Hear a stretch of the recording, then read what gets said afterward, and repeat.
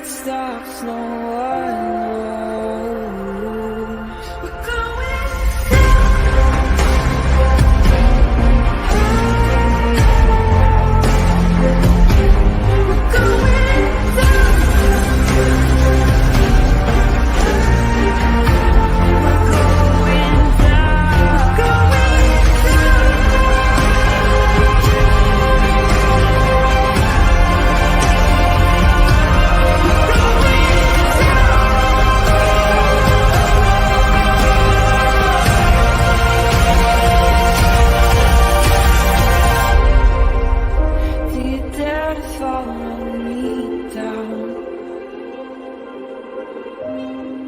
head into the unknown.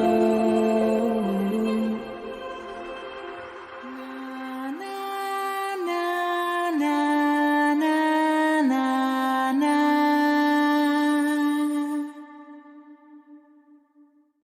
Hello, everybody. Happy Friday. Happy first day of the Christmas season if you celebrate Christmas. We're already decorating today and buying Christmas presents. I don't know about you guys. I hope you guys all had a fantastic Thanksgiving if you celebrated yesterday, or if you're celebrating today, because I have some friends of mine who are doing their Thanksgiving today. So, hey, Jeff. Hey, BG. Hey, Shaz. What's up, Mandy Joe? Oh, I know Maggie. Hey, Terry. Inspector Gadget. Hey, Aaron. Hey, sweet dude, Chibi. The Rockaways.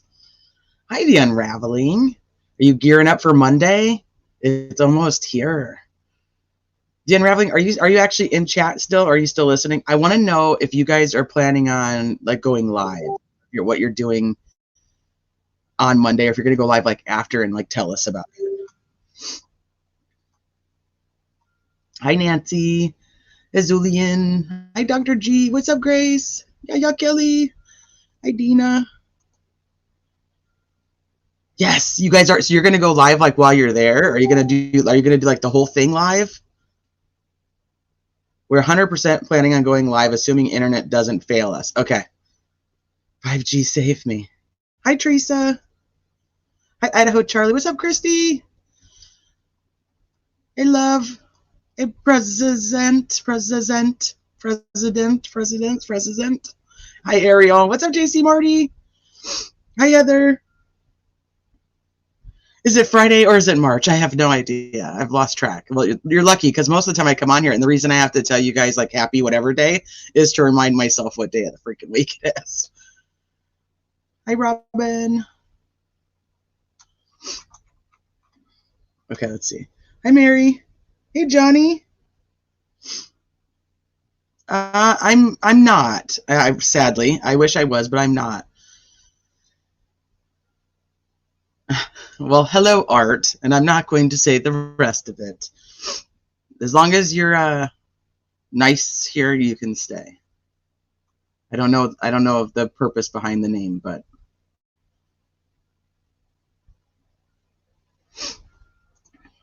my body is healthy. My leaks make me wealthy, and the murder sheets helps me to bring you a show with no verification. So come on and feel the vibration. It's a good vibration. Hi, Missy. Digital. Samantha. Hi, Laudner and Amber. Serendipity. Hey, Mace Mama. What the heck? I have no sound on my computer or TV. You better get it fixed. We haven't talked about anything of any relevance yet, except for that Unraveling is planning on going live on Monday. Other than that, it's just been whatever. Kaleido Hoop. Hi, Diane. Hey, Piper. Got it on my pewter. I would be prepared in case counter-protesters show up. The cops will probably blame any disturbance on you. Probably. I would totally be there. I would. That's like I would love to go. I'm absolutely going to be there in spirit. So that's why I wanted to know if you guys were going to be live. Hey, Bella. Yeah, it's just a stupid season for it. Hey, Lambert. Happy Turkey Day. Our whole life is counter protesters.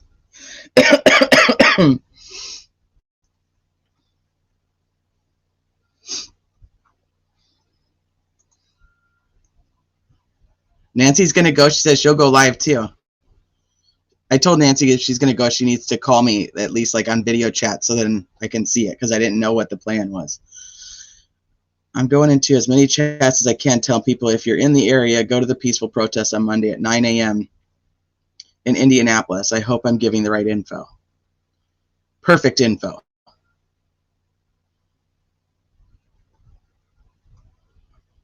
I'm very curious to see how it will all go. And I honestly thought that we would have heard something today because, you know, her response to the second writ is due on the 27th. So I was wondering if we were going to hear something today instead, especially if anybody had really kind of caught wind that there was going to be people there. I mean, it's not necessarily a hearing. So this is like a day for response. So the peaceful protest should really kind of go off without a hitch, I think. It just, yeah, it depends.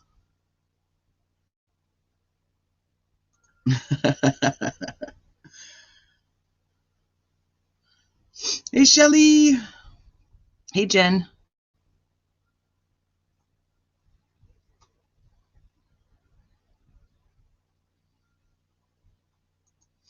We will be meeting at Military Park and walking the 2 blocks to the State House. If you can't or don't want to walk with, we will meet you at the State House.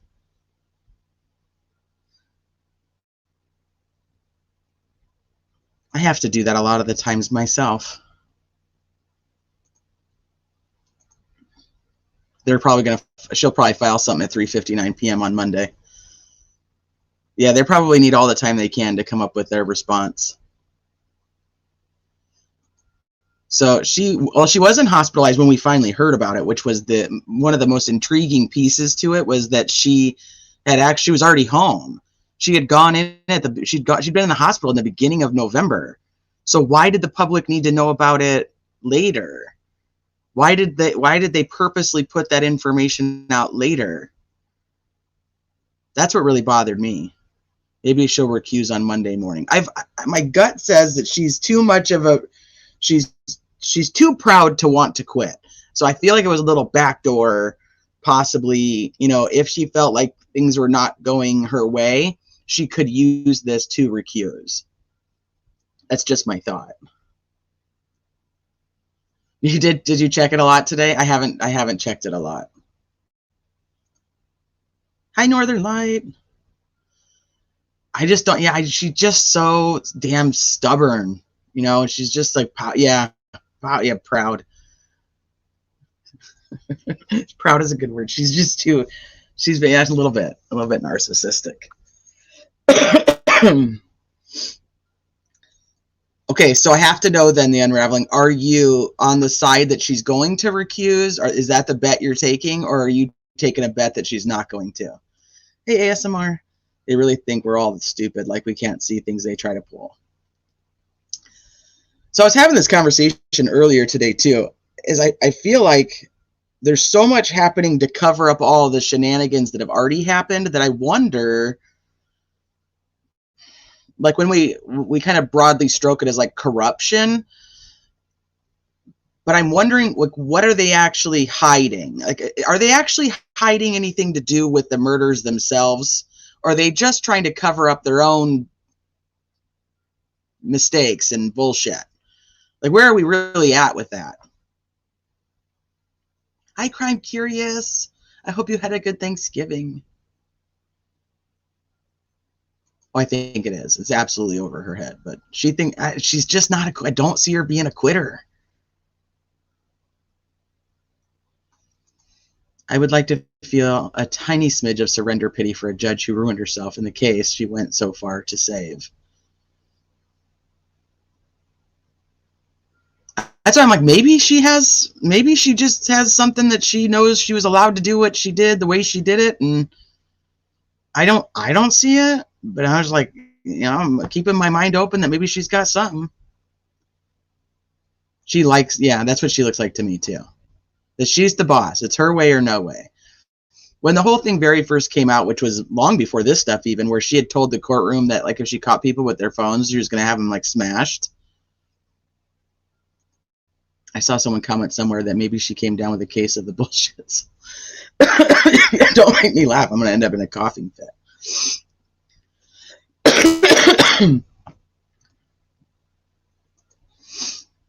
Well, yeah, and he was not qualified. He wasn't qualified, and if I remember correctly, he was maybe that's what was under construction. The other day I was thinking it was the jail. Maybe it was the courtroom. Maybe it was the courthouse that was under construction. Do you guys remember?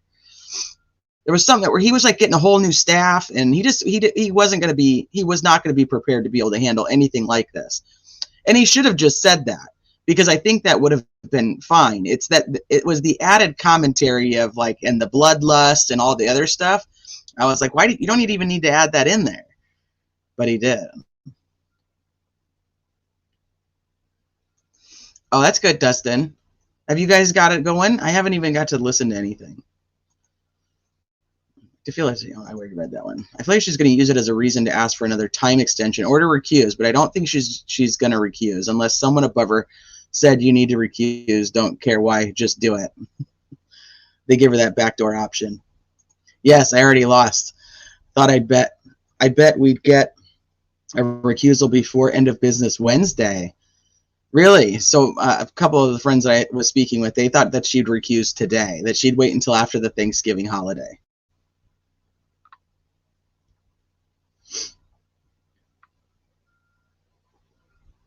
Gen P. Or I agree with you, one or the other. Hey, Janie Lane. Hey, Four Pipples. Yeah, when all else fails, save face. Oh, are you going to go too, Janie Lane? That's awesome. No money trails, misappropriation of funds, a lot of funds. Mistakes, bullshit, though at some point those seem to cross the threshold into cover-up, and then it's like the lies to cover the lies to cover the lies, and of course money and politics, right? So I'm like, how much of that do we think is actually to cover their asses for the crime itself versus they're just covering their asses because they were incompetent? And now we're stuck in just a bowl of bullshit, and nobody can make sense of it heads or tails. This all started with Libby taking a video with a camera and said she was a hero, then say, don't want cameras in the courtroom is an insult to Libby. That's actually a very good point, Sean. Amber, please be careful. The bad actors are known for sending in rioters to make peaceful gatherings look like anything but. You will know them when you see them if they show. Hey, Salty Sweet Tea. Good to see you. Hope you had a good holiday. I hope it's just incompetence. I fear it's much, much more. Because this is kind of what I was trying to, when I was having this conversation earlier today, I was like, to have so many different entities, law enforcement entities, to be involved in trying to create a cover-up of the crime, you typically don't see that unless it's a very high-profile person that's involved in it, right? Like, I mean, put a politician in there, like a high politician, or somebody who's feeding politicians either money or whatever else they're feeding them. I don't even want to know. Well, I probably do, but not right now.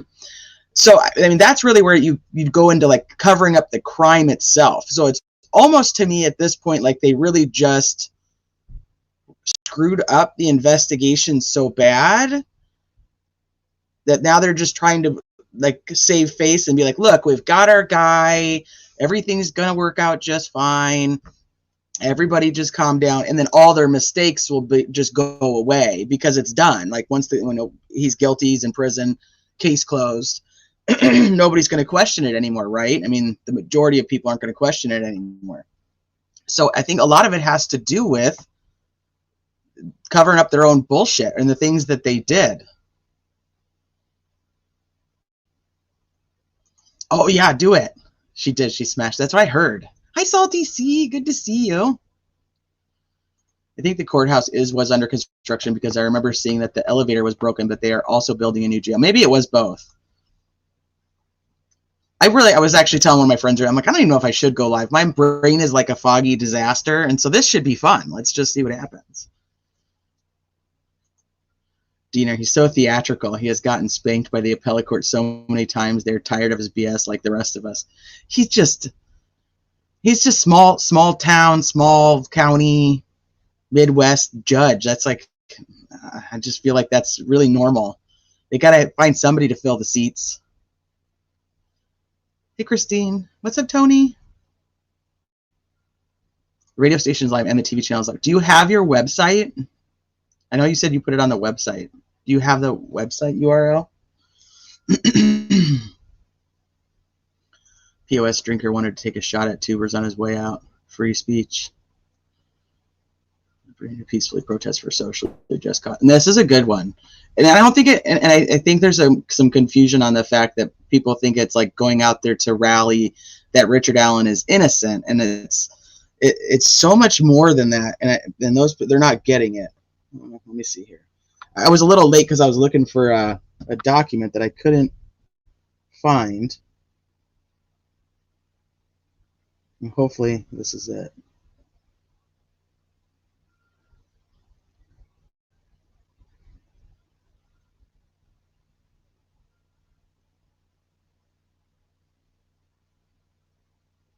Okay, you couldn't send me the link though, huh? Okay.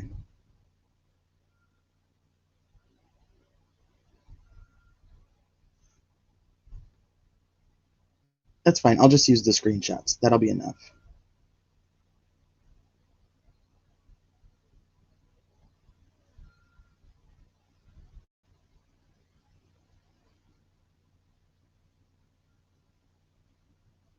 Is this the right one?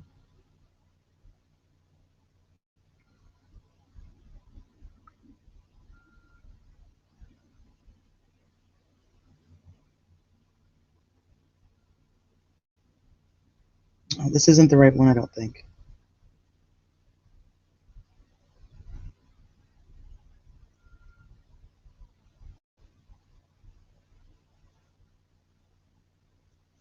I need the one where he talks about, where Hennessy talks about what happened with Baldwin.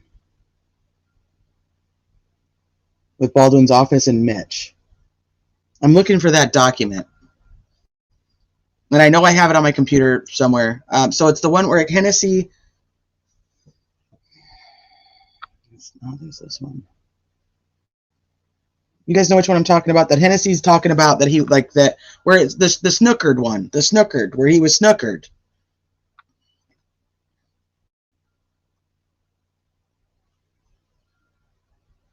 All right, I'll look for it in a little bit. Let me keep reading. There was a large amount of money approved for this case. Yeah, and now he even got more money so he could hire a special prosecutor. I fear it could be a mix of both. Wouldn't it be nice if we could get like an actual murder investigation going? It's like they have purposely prevented it. Yeah. It's like they didn't want it, or they just, I don't, maybe they feared who could have been responsible, so they screwed it up, or maybe it was just incompetence to begin with.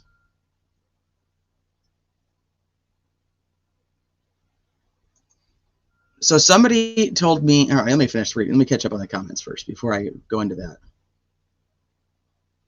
Yeah, mistakes were made, but they were everybody else's fault. I did not make them. That's Judge Goal. Yeah, that was where we lose people. Conspiracies don't involve many people. Most believe they are doing the right thing for the right reasons. It's the few that know otherwise. And that is what happens. And then you also have the people who, they know their livelihood is at stake. And when you have, and I've said this story quite a few times on this channel, you know, my dad was a retired police officer. And when I was younger, there was a cop that he worked with that did some really bad shit, and they were charging him with it. And they wanted my dad to testify, and my dad was petrified to testify. And they were subpoenaing him, and he was like, he had to get an attorney. He was like, I'm not testifying.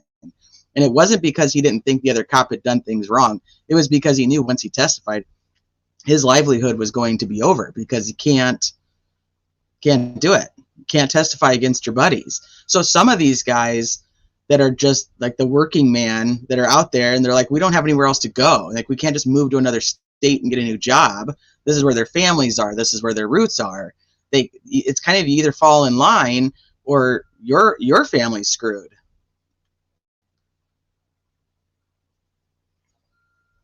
Hey, Wildlight Arts, or they are extremely unprofessional. It's a situation of complete incompetency. Like, yeah, like you've all, yeah, very true. Who is he? Well, I think that he's just a guy on the internet who's manipulated his way into getting a lot of information that he probably shouldn't have had. That's what I think.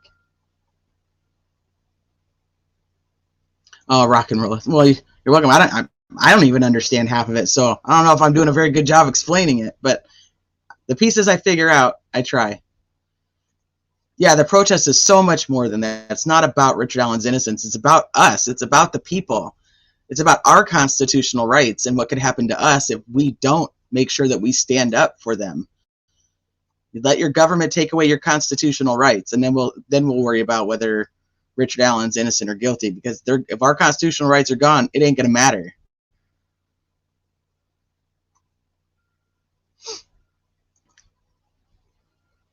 Yeah.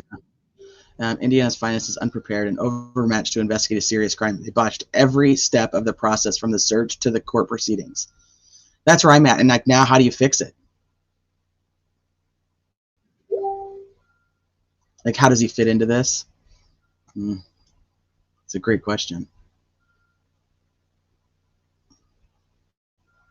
Okay.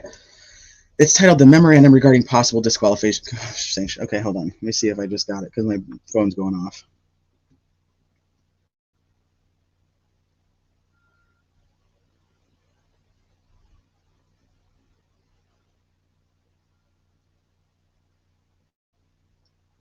That's the news article on it. Let me just see if I can pull it up now that I have the name of it.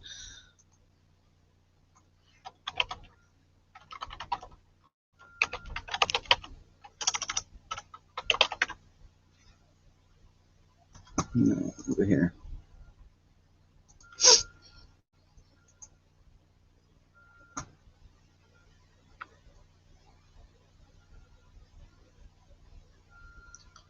It's the memorandum regarding the possible disqualification.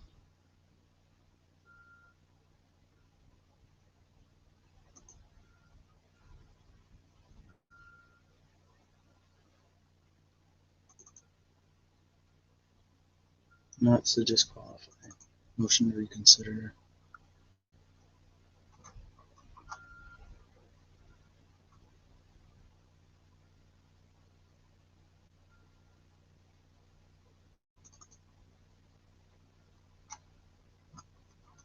Nope, that's the writ. Don't want that.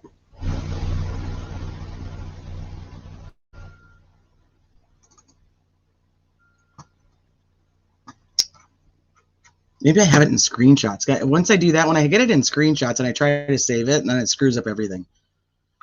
My dad was able to get out of testifying, yes. I think the guy ended up, I was young. I was little. I just know the story from being told it so many times. So thank you, Unraveling. I appreciate it. I'm like, I know I need this. I have this stupid thing somewhere. The problem is I end up with like half of them in PDFs and half of them in screenshots. And then I'm like, I swear I've read it. So I know I have it.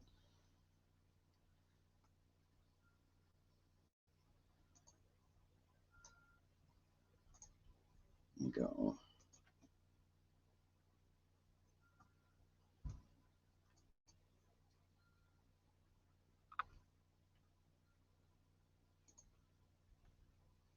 There's going to be appeals, so we all know that. So why not just let them represent him pro bono? Well, this is where my opinion comes, that they need to have a separate hearing with a different judge that actually rules whether they disqualify these attorneys or not.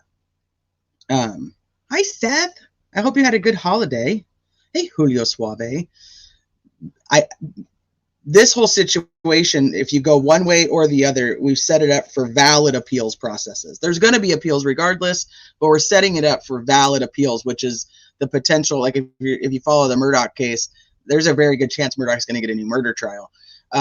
But here, you know, he would have appeals, but they could be denied, because he's not getting the death sentence, which would be automatic appeals. So I never change the titles when I save them. So I have like titled motion order. Oh yeah, I have those too. Yeah. Record. I have a lot of records. And I'm like, shit, I don't know. I don't know which one it is. You'd think I know, but I don't. Look at what was supposed to happen to the people who went against Ellie narrative or had evidence showing there was more to this case. How many have mysteriously lost their lives, including Ellie? There's a lot of people that have passed away. That's not uncommon when the case has been 7 years in the making, but this is a lot. Like, I would wonder the statistics of that, because if you statistically, this case is already so crazy as it is that there's, two young girls killed during the day with a knife, in the town of that size, so on and so. I mean, if you statistically look at it, it's already just so incredible. And I think that's what drew so many people to the case. Are you emailing it to me, Unraveling, or where am I looking for it at? Where should I find it? This is the news. I don't want to listen to the news, read it.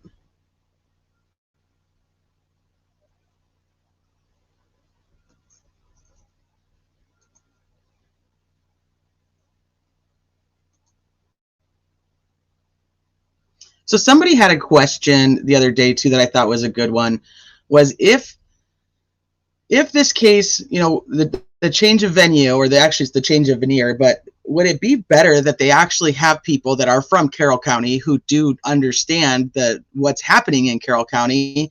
Would it be better to actually have those people on a jury instead of other people who are from a big city who are like, you guys got what going on in your woods? You got rituals and blood sacrifices.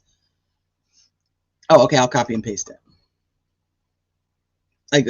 So what would actually be better? Would he have a better chance of having a fair trial with the people who know these law enforcement, who've dealt with these law enforcement? I mean, some of you guys that were locals have dealt with some of this law enforcement.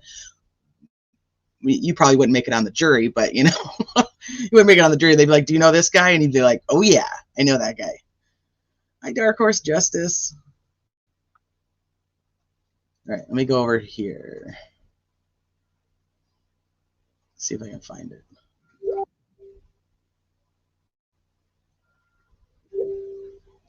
Oh, I got more incoming.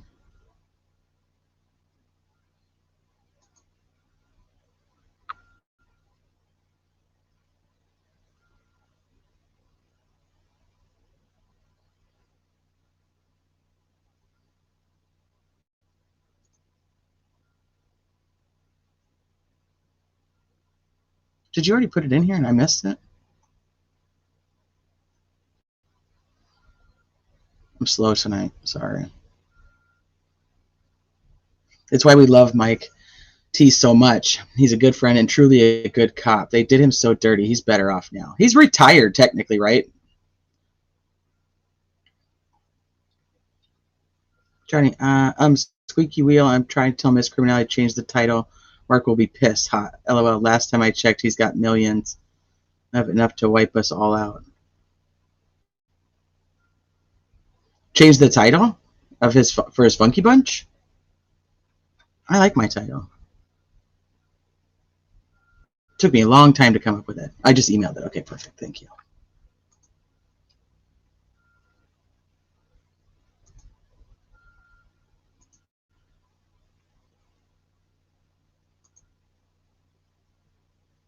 That's not here yet. Hey, Lacey. No, we're just kind of chit-chatting. Hi, Hybrid. Interesting. If jury was kept private and hidden from each other and society, perhaps the paper bag headed jury. I was just thinking, like, maybe they would, he would actually have a better chance, because people would go, yeah, we definitely know that people are out here doing rituals. We've walked the woods and seen these bones and, these animal things and whatnot. We know that they exist. It might be more believable than to, city folk that are like, we don't, we go to work Monday through Friday in the big buildings. You know what I mean? Like, it's just a very different type of community. Judge Gall is going to be gone before Christmas. Her health problems provide a clean way out of this debacle. Supreme Court of Indiana will appoint a new one.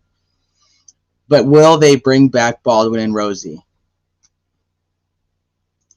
I've actually never had issues with Chicago police courts, but I got caught up with, Boone County. So, I was born in Belvedere, and my dad was a Belvedere cop, a Rockford cop, and a Cherry Valley cop. He was a cop all up there, and I was I lived in Morris until I was 5. So just talking a little bit about Boone County.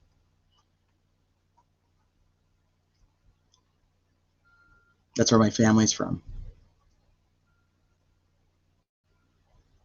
Did you get good vibrations? Good vibrations. All right, let me see if it came through. There it is. Sweet, thank you. Thank you, thank you, thank you. Because this will kind of lead us into what I wanted to talk about. And then, of course, I couldn't find the main thing that I needed. Here it is. Snookered is snookered.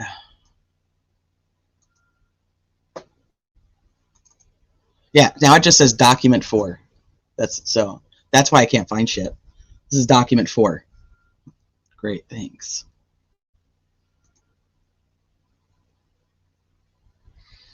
You think that Mark was really the bridge guy? Marky Mark and his funky bunch? Thank you for sending that. Yeah, same. Document 3,000, 4,284 billion. Hey, Babs. Hey, VMath. Okay, so now that I actually have what I needed, I can tell you guys what I want to talk about. I don't know if you guys are familiar with the channel. Hi, Mind of Monsters. Hi, Lovey. The channel, it's a criming shame. So yesterday, after I got home from my Thanksgiving dinner, I was chilling and I was just listening to them, and they were reading through a lot of Robert Fortson's old Reddit posts. And Sleuthy Goosey was kind enough, and she's here tonight. I don't know what she's up to. She's probably out shopping or doing something fun, or not. Maybe she's making that spreadsheet, which is probably fun for her, but that's neither here nor there. So anyway, so they're reading through it, and Sleuthy Goosey had sent me a PDF of all of Robert Fortson's old posts from Reddit and all of Robert Cohen's from both of his Reddit accounts. Because remember, he had 2. He had the Funko Cohen, and he had the Dread Pirate 33. Jen, was it really? It was in Belvedere? You tell me the story sometime. Yeah, she's probably spreadsheeting everything she's shopping for. She's like, I've got a spreadsheet, and this is how many people I've got to buy for, and this is everything I bought them. Yeah, say no to Reddit. Say no to Reddit. She's prepping a live. Although in about an hour, she's going. Is she really? Sleuthy's going live on YouTube, or is she doing a what you call it? A Spaces on Twitter. He could hire an army and it wouldn't make a difference. He could hire an army, it wouldn't make a difference. Yeah, like that he'd be guilty or innocent. Which one? Do you sway one way or the other? I don't. I'm still really up in the air.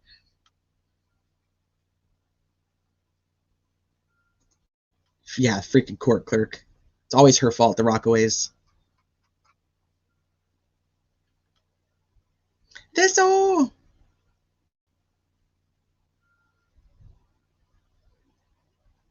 What Babe said. Oh, I appreciate that. I don't know if it will be tonight, just because I'm a little under the weather and my brain is a little foggy. But we're still gonna go through it. But I appreciate that. I appreciate you being here. At some point, all the evidence has to go in front of a jury, and what they have just isn't going to fly. That's where I'm at too. And I don't know if that technically makes him innocent, because there is some stuff. There is some things that I still have questions about. And I think I need more clarity versus more evidence. Because, and I listen to the people who think that he's guilty. I listen to people who think that he's innocent. I don't have anything against anybody who thinks any which way.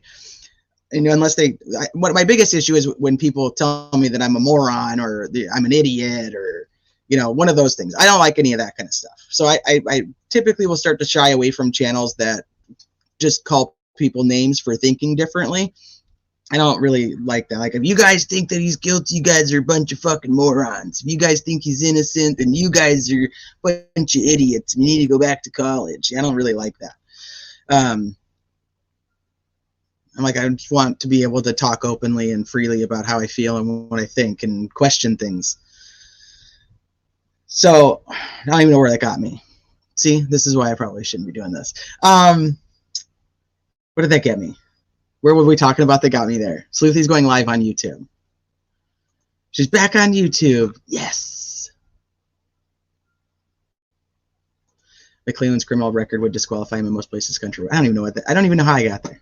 I don't even know how I got to that point, but it's whatever. It is what it is. And if I had a point, I don't know what it was. So we're going to move on. Dun, dun, dun. Okay, let me share this with you guys. And I always say, though, you know, because we may not agree on this case, and then the next case comes along and we're going to be like on the same page, but now we fought for so long, it's like we can't like each other, or we have to go through this whole weird YouTube, like we made up, or now we're in a fight and then we made up again. It's like, it's weird. I don't really like that. And I'm telling you, from following the Watts case for as long as I did, I had those weird fights where I'm right, you're wrong, I know more than you know more than I do, whatever. It just never ended well. And now I'm telling, like with another case, I agree with these people, and I'm like, I can't hang out with them now because I fought with them so hard. And like, this is stupid. Why did I ever do that? Because we had a difference of opinion on a case. Like, that's just, I don't know. I'm not going to do it. And so that's why one of the reasons I tell you guys in here, I don't care if you guys agree with each other, just be nice to each other. Okay. So, I was talking about, was that didn't lead me into that though, did it? Son of a bitch. I don't know. Grandma worked courthouses for decades, and after his dad burnt one of the farmhouses, Nick started being groomed into law. Well, wasn't he actually raised by Terry, though? I didn't think his parents actually raised him.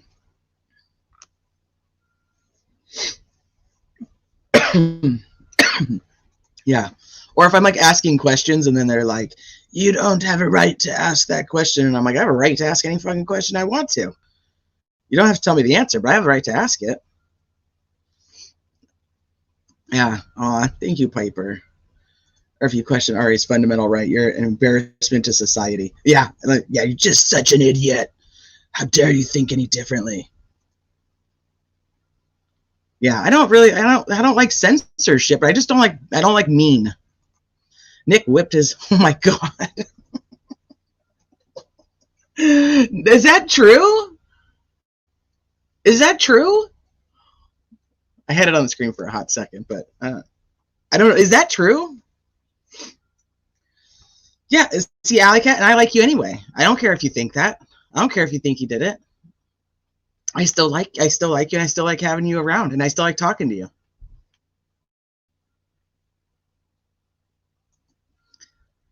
I see. I'm not questioning. I guess this is the biggest thing for me, is I'm not questioning if he's guilty. Well, I guess I am. That's, never mind. Let me backtrack that. I need clarification. So, and I'll tell you some of the things I need clarification on, and I think I've said them before. But like, one of the main things is, and I could pull up all those too, and maybe when we go over the Richard Allen is guilty, when we do that live, we can do this.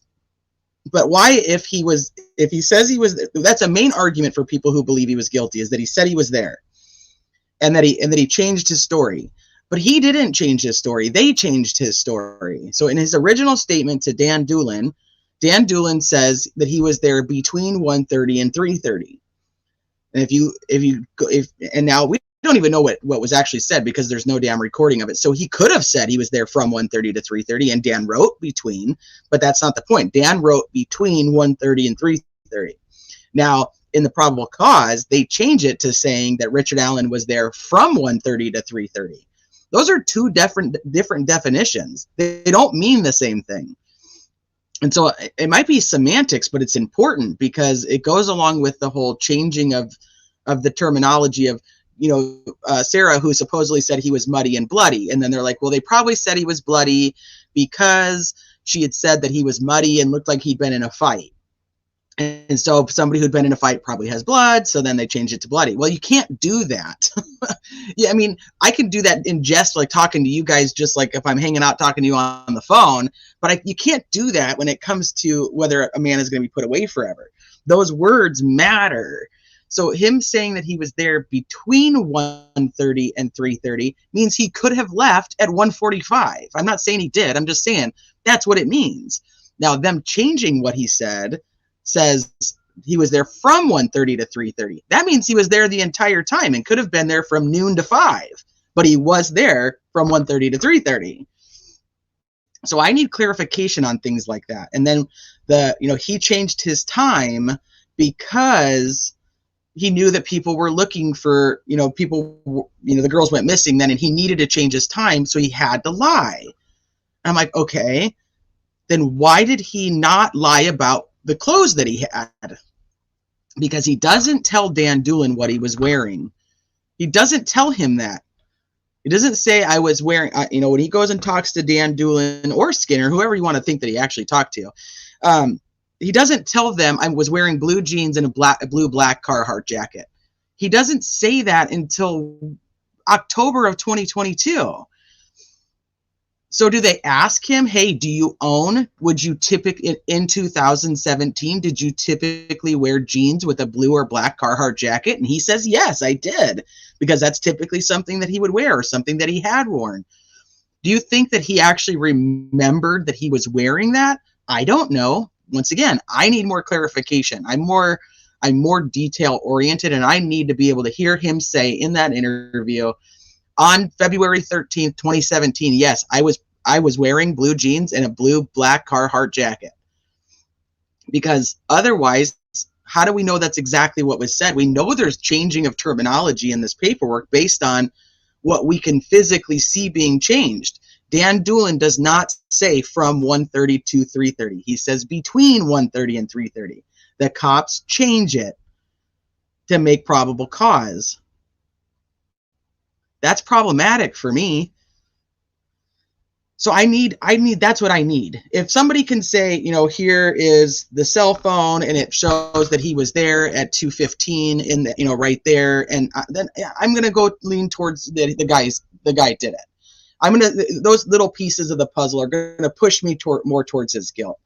But I can't just go, somebody mentioned Gray Hughes earlier, and I actually think Gray Hughes is a very intelligent man, and I don't like being called an idiot, but he's never called me an idiot personally, so I shouldn't say that, but I struggle with that.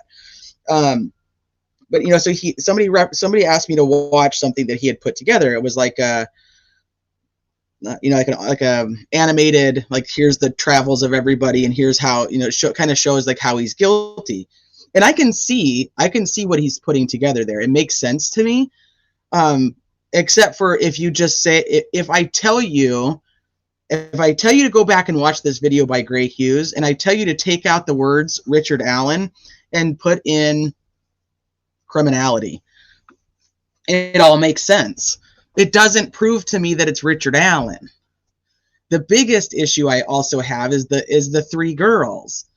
He says he saw 3 girls, but 4 girls are the ones that were walking, so that's not the same. That's not the same. He sees 3 girls, doesn't talk to him. Another group of 4 girls see another man who doesn't talk to him. That doesn't automatically make him the same dude. Could it be the same dude? Absolutely, but it doesn't make him the same dude. So I need more clarification on that, because from my understanding, and I'm still digging for the receipts of all of it before I really put it out there into the world, those 3 girls that were supposed to meet there were supposed to meet Libby and Abby. They were Libby and Abby's friends, and they ended up leaving the bridge and they went to the park. And I know I've seen that. I just don't know where I've seen it or why I think that. But until I can put that out of my mind, I can't think differently that there's not another group of 3 girls. So I struggle with that part. And then, so it must be him, because he says that he walked to the first platform and he was watching fish. Okay. Why didn't he see Betsy Blair? Because that's where Betsy Blair sees him. So if he's telling you all these things that he saw, and and he went there and he told Dan Doolin all these things, why doesn't he say that he saw Betsy Blair? She says they looked at each other 50 feet apart. But he doesn't say, he says, I only saw 3 girls. I only saw 3 girls, because now we're at 4 that actually saw him, and now 5 that would have actually seen him, counting Betsy Blair. Why doesn't he say he saw anybody else if he's just there to tell him all these things? So I need more clarification on those pieces to put it together and make it make sense to me. That's why I'm like, I'm not saying he isn't the guy, because if that is the guy, and he is the one that's parked there, and is the one that walks over here, and he is the one that sees these three girls, and he is the one that's walking here, and he is the one that's wearing those clothes, and the bullet matches, and so on and so forth, then I'm like, yeah, that's probably the right guy. But I can't. How do you leap it? How do you leap so far? I can't leap without more clarification. That's where I'm at, and that's where I'm going to stay until I have it. There was 4 girls, but they can't use one. So when they say 3, it's really 4, but can't testify or be used. Correct. Well, and I can tell you guys right now, if this actually goes to trial, you will not see all those witnesses on the stand. They won't be there. You may get one. You may get one, but probably not. What you'll get is the investigators who talk to the girls. And they're going to tell the investigators are going to be the ones that testify about why they ruled these girls' opinions in or out, or their statements in or out. That's what you're going to get. The investigators are going to tell you about the witnesses versus the witnesses. You may get one. That might be it, though. You're not going to get all of them. And the prosecution isn't going to put all of them on the stand because they're going to contradict each other. Yeah, he still owes him a Franks hearing. Well, now the new attorneys have to adopt that. So being kind is up to interpretation. I like a lot of what he does, but don't like the way he insults. Yeah, exactly. That's why I'm like, I think he's very intelligent, and he just doesn't have to be mean. And that's what I say. He's never personally been mean to me, so I don't want you guys to walk away thinking I'm saying that, because he never has. He's actually been very nice to me. Let me scroll down. Hey, Art of Deduction. One was young, yes. Hey, Ashley's World.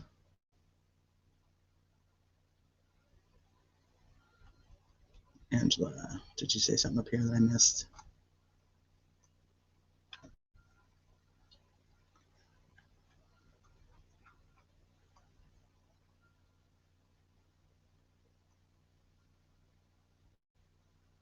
Yeah, I don't like the name calling. And that's Riley. That's Riley that's in her documentary. So she's one of those 3 girls. Who's Marky Mark? He's one of the leakers. He's one of the last stage leakers. Okay, so I want to go through this so then we can talk about look, I've already been on here 45 minutes and still haven't got to what I wanted to talk about. No, it's not hearsay because they're the ones that are legally required to take their statements. So in most trials, what you'll have is the cops that are talking to those people, or as they investigated, like they'll ask them, is this is the statement you wrote, because they're filling it all out, right? I mean, they're the ones who are doing the reports. So they're gonna be like, okay, so how many people did you talk to? We talked to 7. They don't necessarily have to go like, okay, so you're the one who talked to Betsy Blair, and Betsy Blair told you what? They'd be like, okay, we talked to 7 people that said they were there prior to it. Okay, did any of those people have anything to say? You just don't ask any of those kind of questions, but they're the ones that are actually physically writing the report. So it's like, here's the evidence. The evidence is, here's your report. Did you write this? Why did you write this? What did you say?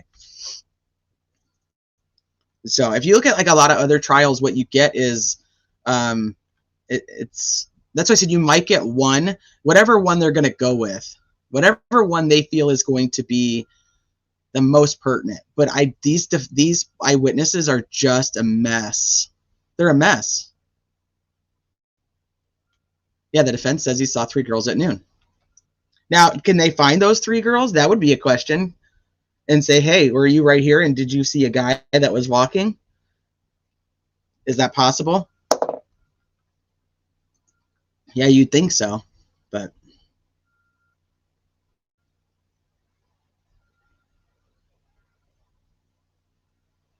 hey, Jax.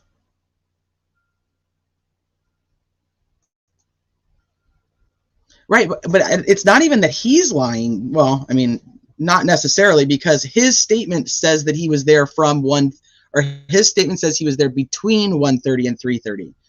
And I believe it's actually Liggett, but I'd have to go back and pull it up to verify. That writes it and says that it was from 1:30 to 3:30. Yeah, Skeet, he was. Yeah, he did. He was talking about the 3 girls. But the screenshot that I have, it talks about that they were at City Park. There's another one that I remember seeing and I cannot find that talks about that they were actually at the bridge and then they left the bridge and went to City Park to play basketball. And that's the one that I'm looking for before I can say this is absolute fact or whatever, you know. Officers would generally take a written statement from each individual that was there that day. That's what's supposed to happen. Yeah. So they'll just testify to what they have to say. Okay, so let me see if I can find the part that's actually important. We've read this before when it actually first came out, but there's just part of it that I want to reiterate. And he says, Mr. Baldwin trusted a friend. This is Hennessy's motion on behalf of Andrew Baldwin. There was 3 girls. One had a dog earlier that day. I remember a guy walking a dog. Does anybody remember that? I'm almost positive there was a guy walking a dog. Yeah, Bree says that the guy she came up to his shoulder.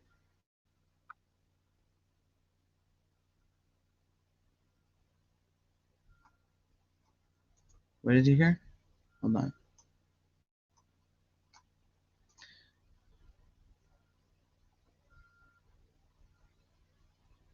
Yeah, but I like Michelle, and Michelle doesn't think that he's innocent or guilty either.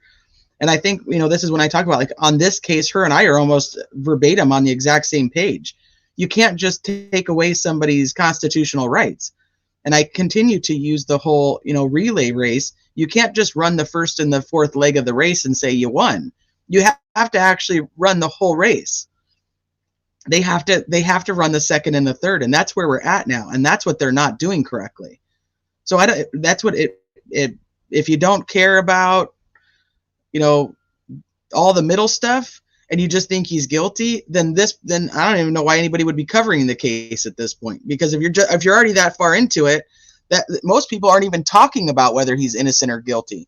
Most of us that are kind of talking right now are talking about the fact that, or they're either talking about the leaks, or we're talking about the fact that there isn't a constitutional, that there's constitutional issues going on right now on behalf of him that will set precedent for many future people who live specifically in Indiana. So those are the people who really should care. I thought it was a lady walking her dog. That was a different one. That's the one that supposedly was talking with True Crime Investigates, but then disappeared. The other one is the guy that was walking his dog. He said he walked his dog there all the time.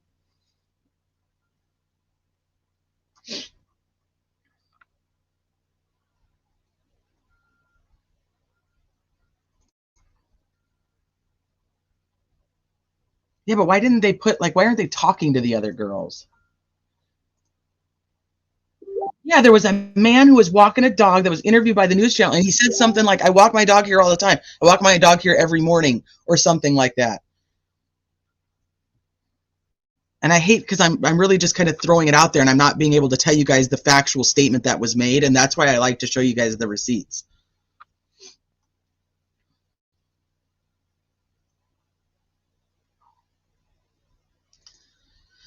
It doesn't. It is very weird, but just because this is the first time he's caught doesn't technically mean that he hasn't ever done anything before. We just have to remember that too.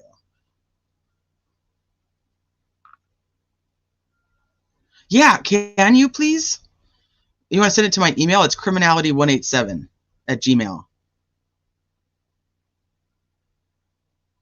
That's why, because we're really on the same page, and that's why I'm like, I really have nothing against Gray Hughes as I personally, I do find one of my favorite things about Gray Hughes is the fact that he contributes so much money to investigative genetic genealogy. And if you guys haven't been on this channel very long, that's like a passion of mine. I love investigative genetic genealogy. I love, well, one, I love forensics, and two, I love genealogy. I have huge family trees based on almost every case I've ever followed. It's something that I always enjoy, and he helps hugely with that. So it's like a weigh the things, you know, weigh the good, weigh the bad, and you know, some people love it and some people don't. So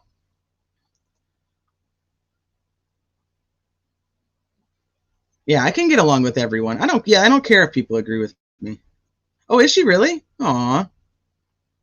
She is. She's a very fair person. She's a kind person. So I just don't.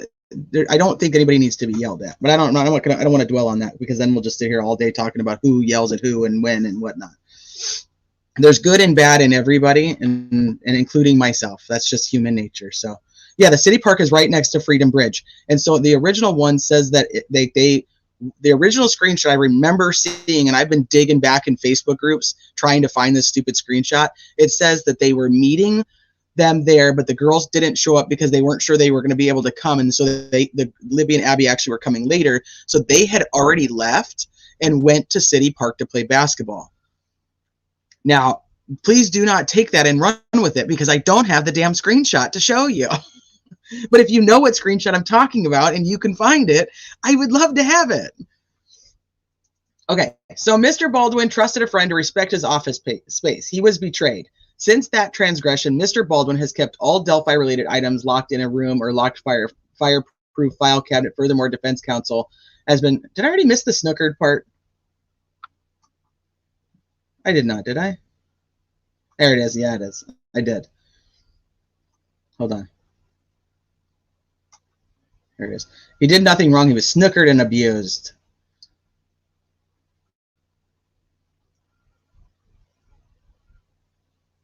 Is this the fucking right one?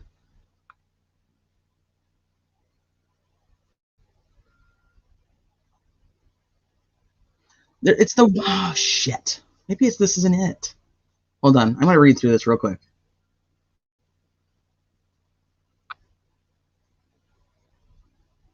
You guys, I thank you guys for just being patient with me tonight. If you don't know, I haven't felt very good, so I appreciate you guys being so patient with me, because I'm just like all over the place. I'm like, squirrel. More so than normal.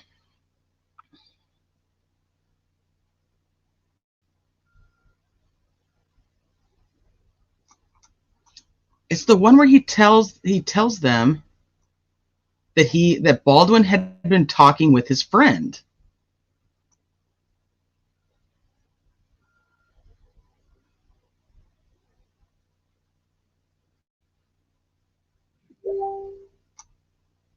Hold on.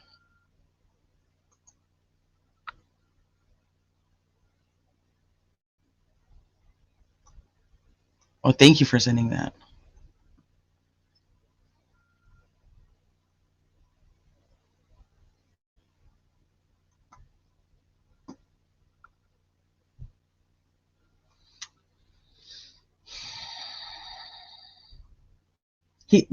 Hennessy says that Baldwin had been talking with his friend about the case. You guys, do you remember reading that? Do you remember me reading that at some point?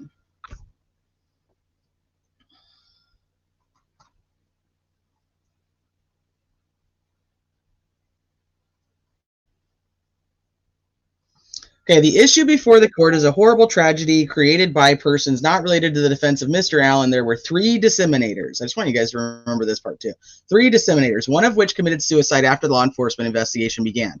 It should be considered that nothing has been disclosed that won't be disclosed at trial or hearings. It should also be considered that there have been volumes of information disseminated by law enforcement and others not at all linked to the defense team. Mr. Baldwin trusted a friend to respect his office space. He was betrayed. Since that transgression, Mr. Baldwin has kept all Delphi-related items locked in a room or a locked file-proof cabinet. Furthermore, defense counsel has put together a plan for curative action when left unattended, when all the documents using... This is not it. Is it the other one? Shit. We're going to have to move on from it, because I've wasted too much time on this now. Is it in Rosie's letter?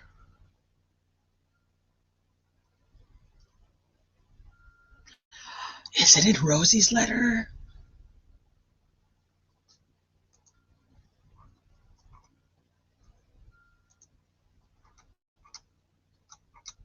Julio, it's in Rosie's letter.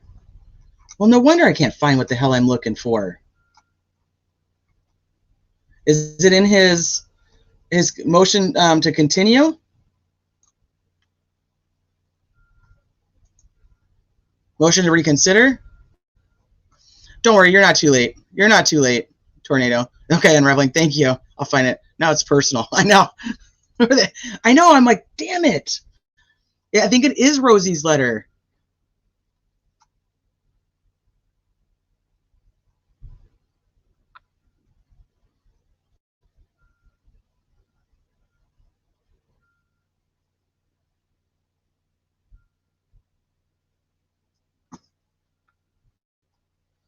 Don't, yeah, no specificity.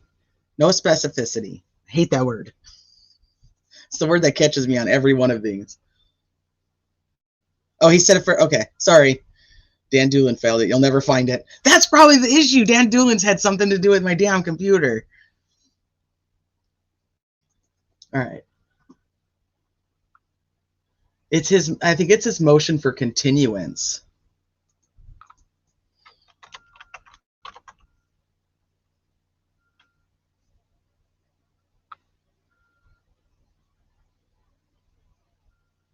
And this is all because I just want you guys to actually see it for yourselves. I swear, I'm like, this is what it says, but I just want you guys to have, I want you guys to know that it says it, and not just me saying that it says it.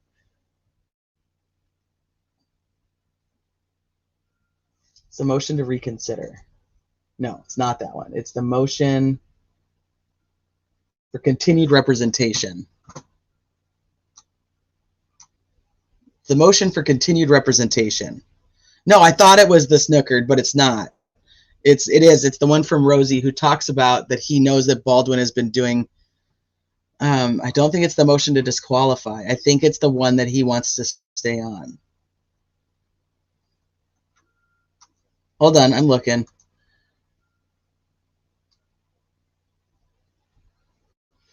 What are the numbers? I'm assuming I don't have any murders on my email address. The number's 187, but it does stand for that, yes. Such a fucking disaster. I don't even know how you guys listen to me sometimes.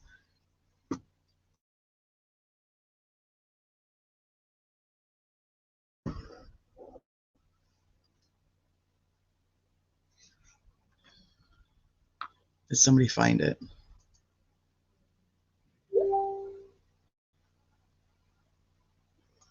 Okay, got it. I got the one email. There it is.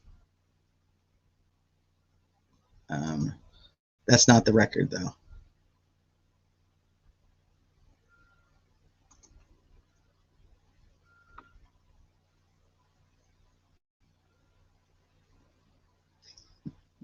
Didn't even know he was on Reddit. Well, you're gonna learn today, forthwith. Yep, Mama, that's it. I got it. I got that one. I still need the other one. Nancy, I adore you. Thank you. Let me see if this is it.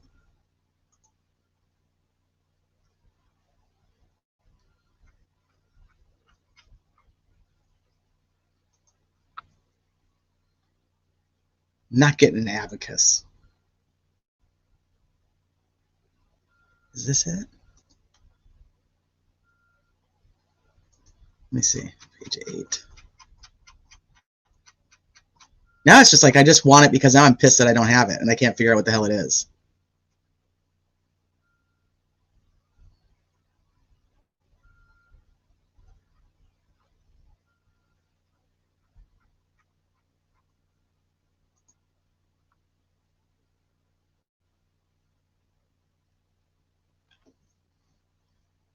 Damn it.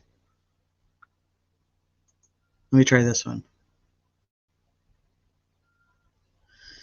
It's Rosie who's saying that he knows that Baldwin has been talking to him. This is the snookered one.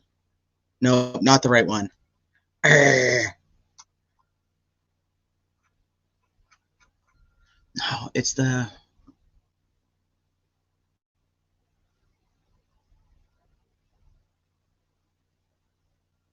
Son of a bitch. Bulldog. It's not the amicus. I think it's his motion to stay, whatever one that is. Let me just go to Reddit real quick.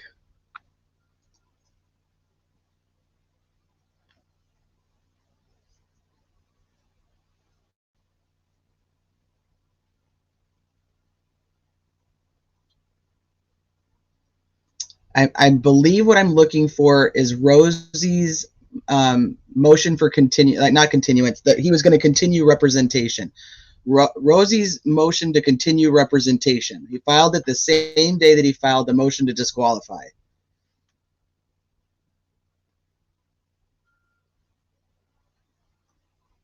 Like everybody's on the hunt. Somebody's going to find this damn thing. I don't see it on page 8. Is it a different page maybe? Let's see.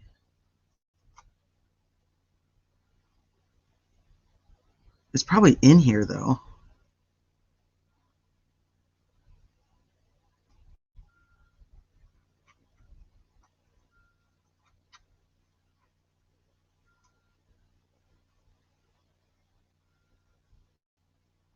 I thought it was in Hennessy's, but it's in Rosie's.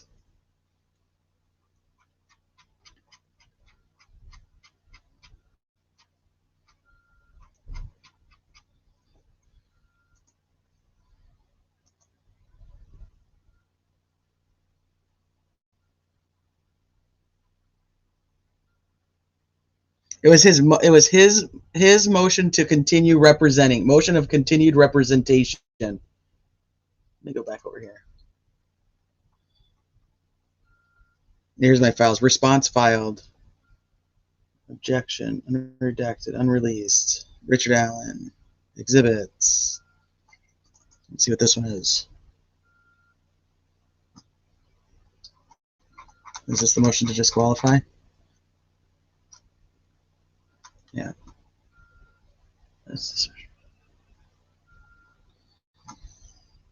Verified notice of continuing representation. Yes, that one. Anybody have that one for me? Oh, here. Let me see. Let's go to page 36.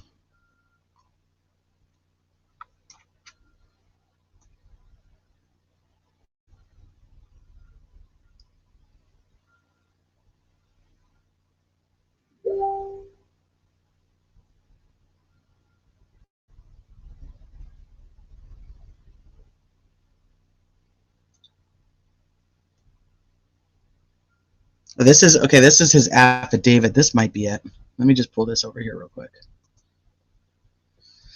Attorney Baldwin is one of the only 4 attorneys certified. Attorney Baldwin has represented thousands of clients. Attorney Baldwin has been asked to teach trial in the past 2 years. Have represented. Attorney Baldwin has never been disciplined. Attorney Rosie has a BS and MS. Worked as a private investigator. Attorney Rosie has over 20 years. Attorney Rosie. Max Baker and Attorney Rosie visited them.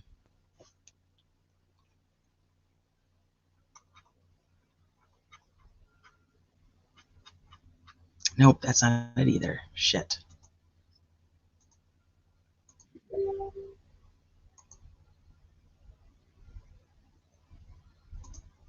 right, let me see. This might be it.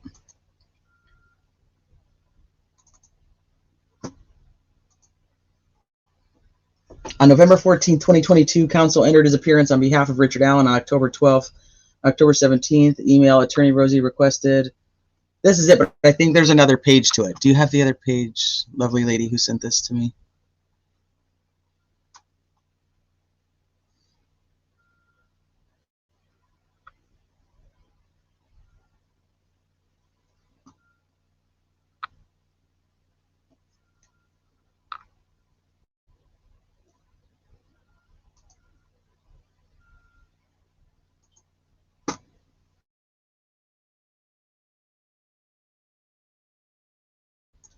Yeah, Grace, do you have a second page to this? Because I think this is it. Hey, Mrs. Depp. Well, aren't you lucky? Aren't you lucky to be Mrs. Depp? It was in the motion to continue. Okay. Are we lost without Sleuthy? No, I swear to God, I have this stupid document and I cannot find it. But if you guys know what I'm talking about, that's what's important anyway. That's the important part of it. You know when he says, because he says in there that Baldwin has been talking to Mitch Westerman about this case for a while. And that Mitch Westerman comes in and he says that, supposedly in August and takes the pictures. Do you guys remember that being said? That's really what I need to know. And I'm going to have to let this go because now I'm just getting like anal retentive about it and I can't let it go. But I have to. Because otherwise we're just going to be here all night talking about some stupid paper that I can't find.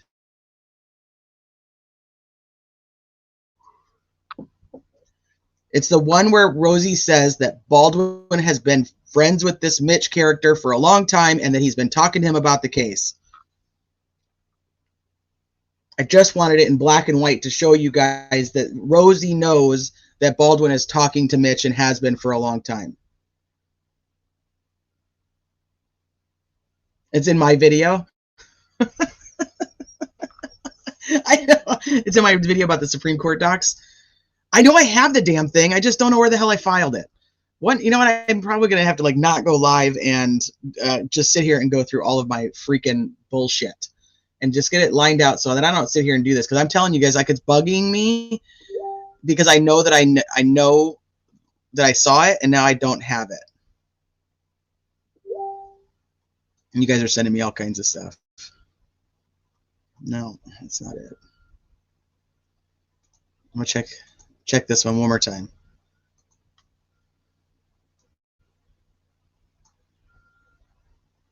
Because I know I have to let it go.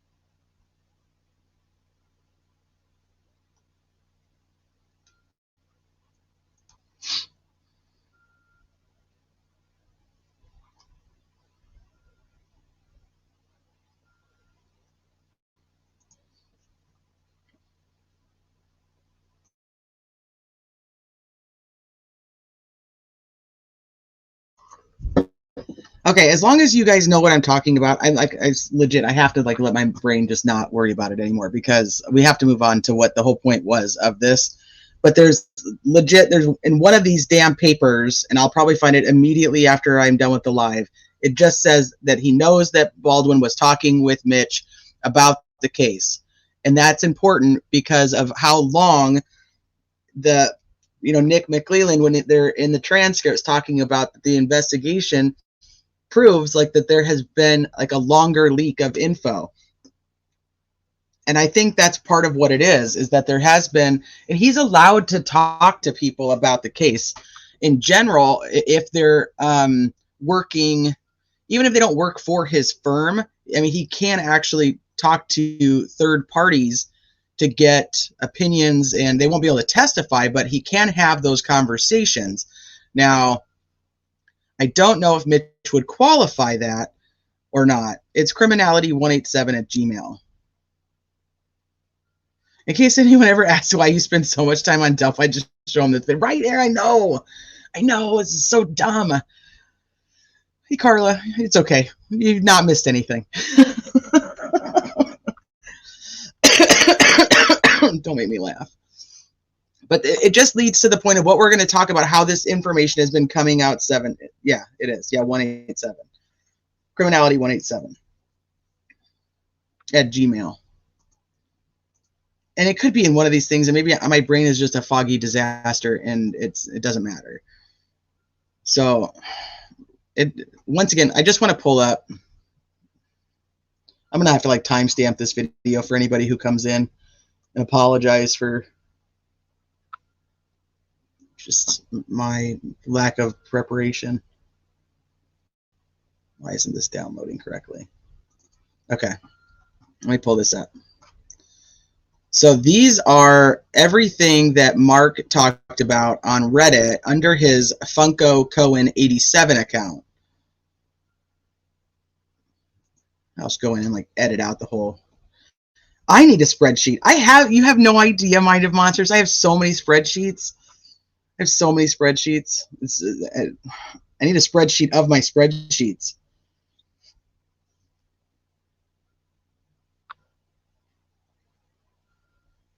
It might be. I don't even know anymore. I can't. I gotta let it go. I gotta let it go so we can talk about this. Otherwise, we're gonna be on here all night. And I already promised my family I would not be on here all night because they know I don't feel good. So we can't spend too much time talking about it. So one of you guys will find it, and then I'll be like, yeah, that's the right one. But if you guys know me at all, it's gonna literally drive me insane. It's gonna drive me insane that I don't have it. Odin girl. Yeah, no, not me. I've never been an Odin girl. I need an assistant.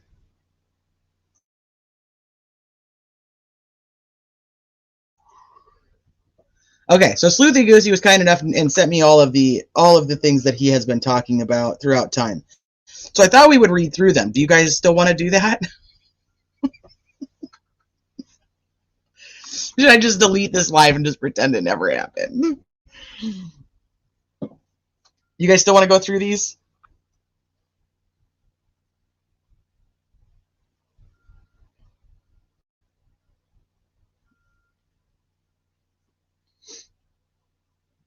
I don't even think I am, but maybe I am. Shit, I don't know. Can't stop, won't stop. Yes, okay, let's do it. Okay, here we are then. We're going to do it. So the Funko Cohen 87 starts back in July 22nd of 2022. That's one of the first. It was one of the first posts, and he's posted in the Evansdale murders. So time-wise, this almost will start to line up with when he starts talking to Skip in September. So you have to kind of put that in your timeline. So he's talking in the Evansdale murders, and a lot of people at one point thought that the Evansdale murders were actually connected to the Delphi murders.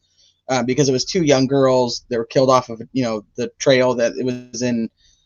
And then the dates, if you're into like the numerology of things, the dates were actually backwards. Thanks, Jen. I don't know what that means for my future, but it is what it is. So he states he states himself he rode there often. It's too far off to assume the girls could have recognized him and didn't view him as a threat. Also, Facebook profile from 2022. So they're talking about like old persons of interest at this time. So I don't think that the older ones are as interesting until we get further into it.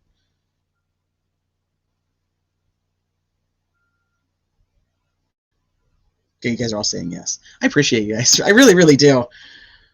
I would not have made it through without you. I promise you that. And thank you guys for sending me all the different things. And if you guys find it in one of those and I just missed it, then I don't know what to tell you. So July 26th in the Libyan Abbey subreddit. I just can't believe that no one has brought this up before. Everyone talks about how it couldn't have been a random meeting between BG and the girls, and it must have been planned. How could this be, though, if it was a random plan the day of? Simple. Someone was watching the house probably for a while and waited for the perfect, most vulnerable opportunity. In my opinion, that's the only way this happened. And because of the small window of opportunity to commit the crime, it was very organized, has a very organized feel to it. BG probably pretended to be a cop to get the girls to comply, murdered, then set up the crime scene to make it look more deep than it was. 3 signatures is overkill. and is obviously intentional to throw people off. Who would know to do this to throw people off? Someone in LE. In 5 years, no one has said anything out of fear, so clearly the message worked. Hi, Sleuthy Goosey. I was talking about you. Are you going live on YouTube? And if you are, what time? You've missed nothing. I've been a disaster this whole live.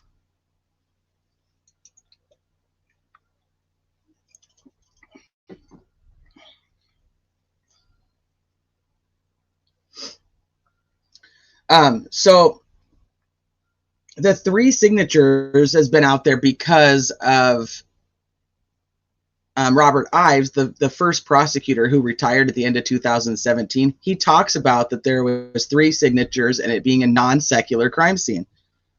Almost 30 minutes. Okay, I'm going to go as fast as I can. Because I need to be there to watch you.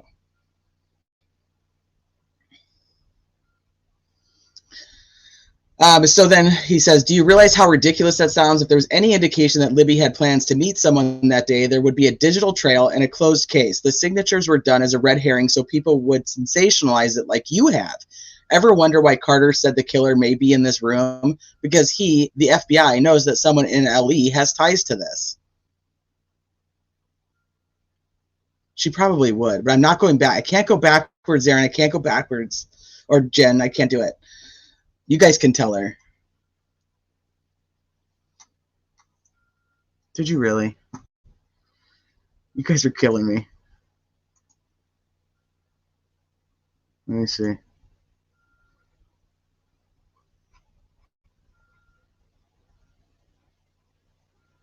Did you send it?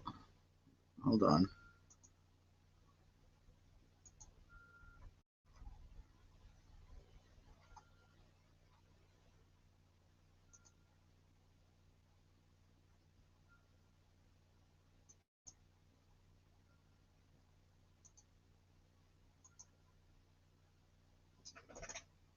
I don't see it yet.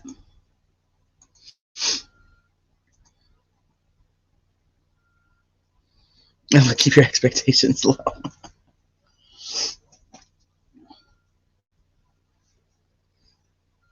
Did you send it in my email?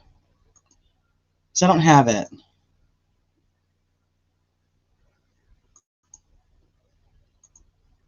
If you did.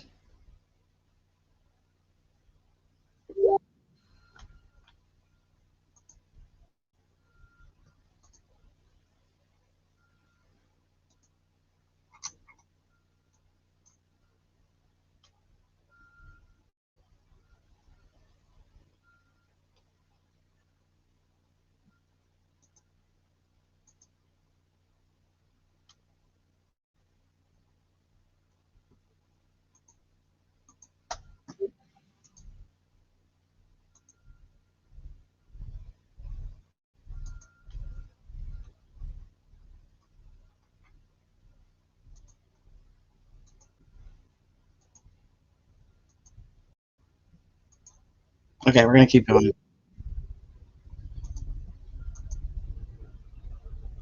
Oh, hold on. Let me see if the nope, that's got nothing in it. That one's empty. Somebody sent me something, but it's empty.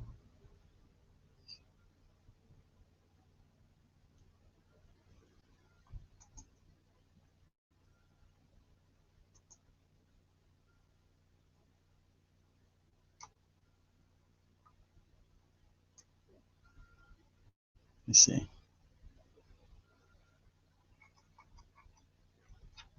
213.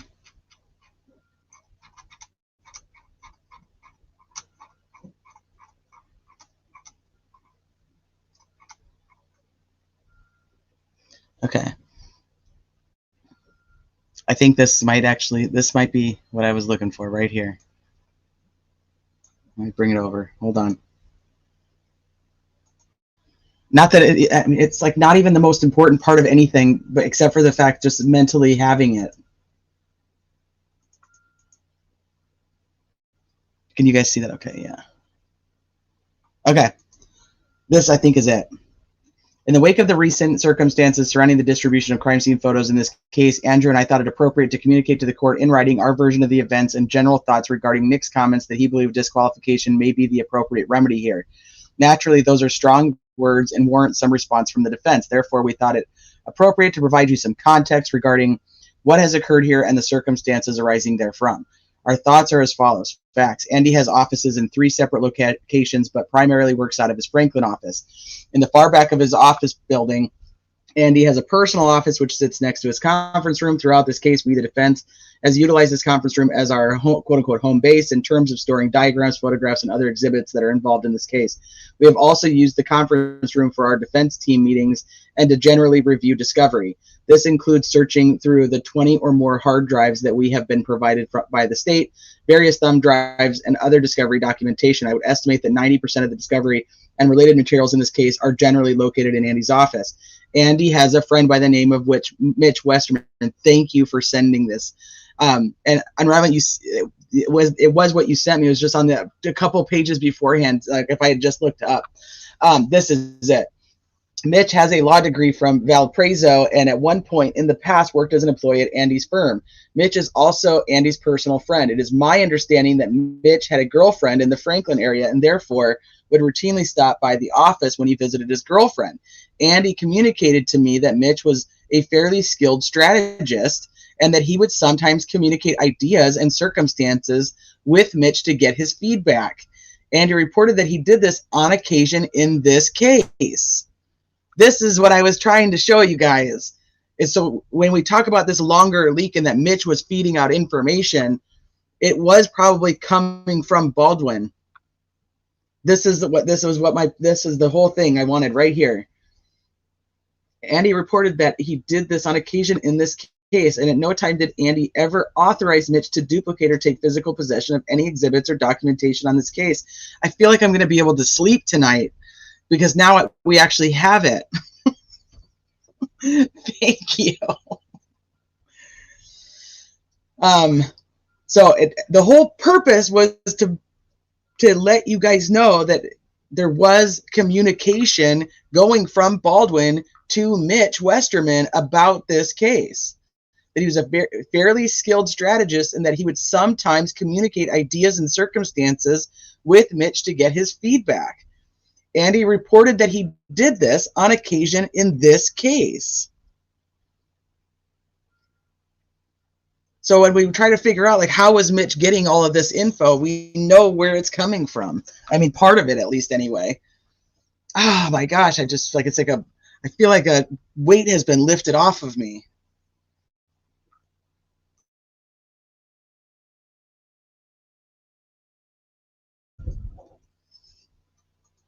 He's calling out his secret girlfriend. He probably doesn't give 2 shits. He probably hopes that he gets in trouble for having a secret girlfriend. I don't even know much about Mitch, like if he's married or whatnot. I mean, I'm assuming he was. That's what I've heard. So anyway, my whole point was to be able to show you guys that when we start reading these messages, you're going to be able to see as the time progresses, and you can tell when he starts talking to somebody who is connected because he starts to say things that will end up in the Franks memorandum and that we've now seen in all these filings. Yes, they are. And I said that earlier. I don't think you were here yet. But yes, they are absolutely allowed to consult other people. I don't know that there's another, and I'm not even going to even try to find that tonight because God knows I would not be able to. There is the document or the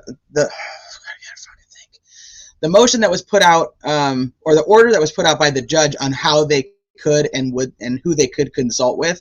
I just don't have that, right? And I'm not even going down that rabbit hole right this second because I obviously need some better organization skills on this side when it comes to these damn documents. That's where we're at, and this is the most important part. So just know that ultimately there was information being given to Mitch that would filter out to the community. Yes, thank you.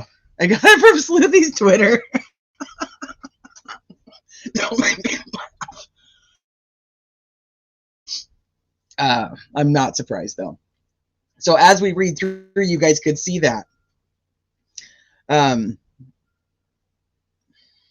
Okay, so do you realize how ridiculous that sounds? If there was ever any indication that Libby had plans to meet someone, there would have been a digital trail and a closed case. The signatures were done as a red herring, so people would sensationalize it like you have. Ever wonder why Carter said the killer may be in this room? Is because they know that Ellie has ties to this. And it says, no, not a law enforcement officer, but rather a lengthy prison sentence and a very strict conditional release. If anything you said was true, then closed case, right? So why does this TK, KAK stuff being released have any relevance? It's to give the true perpetrators a false sense of security into thinking that the investigation is not onto them. Shocking. I know. Police are encouraged to lie to the public to protect the integrity of the investigation.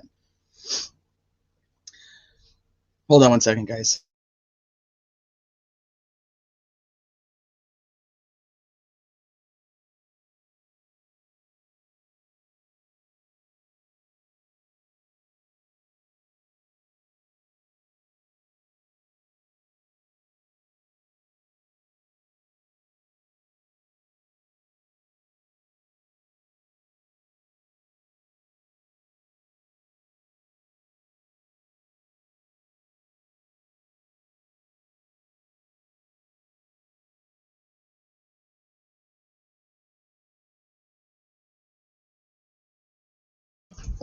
Okay.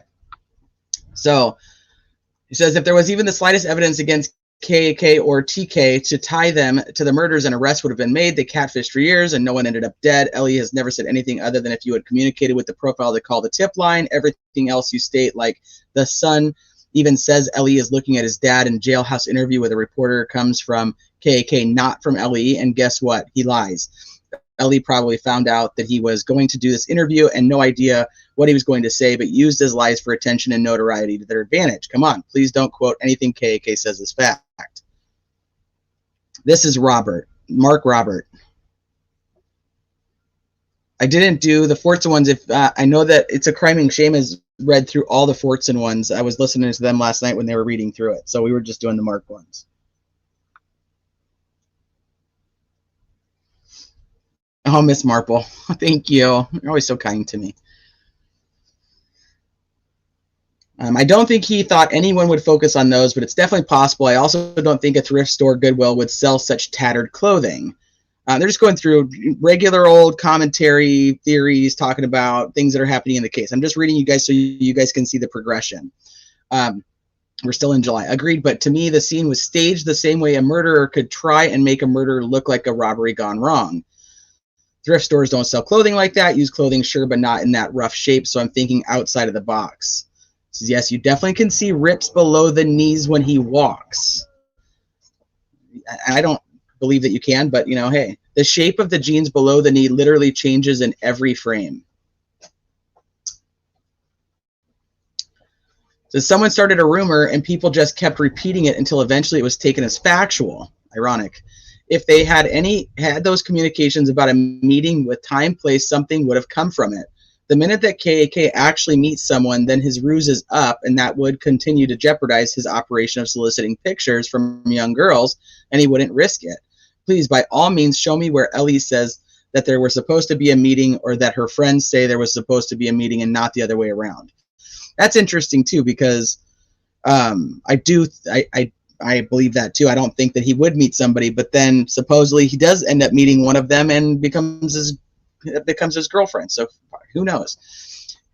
This is very insightful. I had not considered that could definitely be the reason for the overkill. I just think that there is nothing concrete with KAK TK. It reminds me of Arthur Lee Allen and the Zodiac. People, wasn't somebody in here just talking about this, everybody trying to tie it to the Zodiac? People wanted to believe it was him so badly they ignored all the things that cleared him. There was a digital trail on LG personal phone that KG had. Ellie let KG take that phone home and delete. I thought she deleted everything the week before, Lambert. No? Didn't they do a factory reset on the phone the week before the murders? Yeah, no, absolutely not. How the fuck could you tell it was tattered? Yeah, I've never heard anything about him having holes. I know not a popular opinion, but you know what? It's even more sus than RL creating a false alibi is that fact that how could he have known he needed one? Not to go too far down the Ron Logan stuff, but I do. It's hard for me because this is one of those things I need more clarification on to be able to say, is it a false? I mean, we know it's a false alibi, but did he know because somebody had already told him that they were there looking for the girls, or that the girls had gone missing? Did he already know that that was the time frame, and that's why?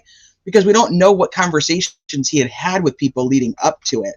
And if somebody said, yeah, people were out here looking because the girls were, last seen at like 2:00 or whatever. If he already knew that, then he knew to create the alibi because he knew law enforcement didn't like him. And he knew that he was going to be in trouble. Or did he not know? And then there's more to it. But that's one of those things, like, for me, I need a bit more clarification on what conversations was he having prior. And my biggest issue with the Ron Logan thing is, why the hell did he just leave him on his own property? Because he knew cops hated him, and he knew that it was going to be an issue. I just don't know why. I don't think he would have. I think he would have taken him somewhere else and put him over there. But that's my thought. I'm like I said, it can be unpopular, but Kay, I still adore you, so you're welcome.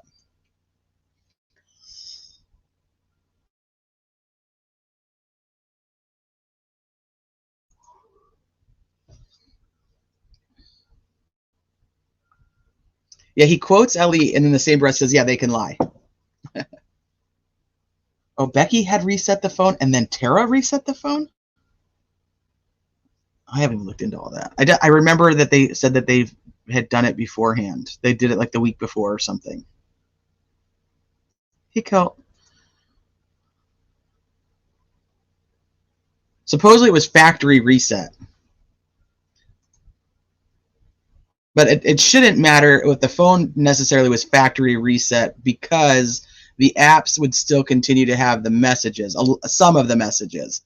It may get rid of some of the evidence, but it would still, the apps themselves would be able to be accessed and get that information. The Instagrams, the Snapchats, whatever, they were going to look for. The phone wouldn't necessarily hold that. It would be like the text messages and stuff. I didn't know twice. I'd never heard that one. And I always thought it was Kelsey who reset it.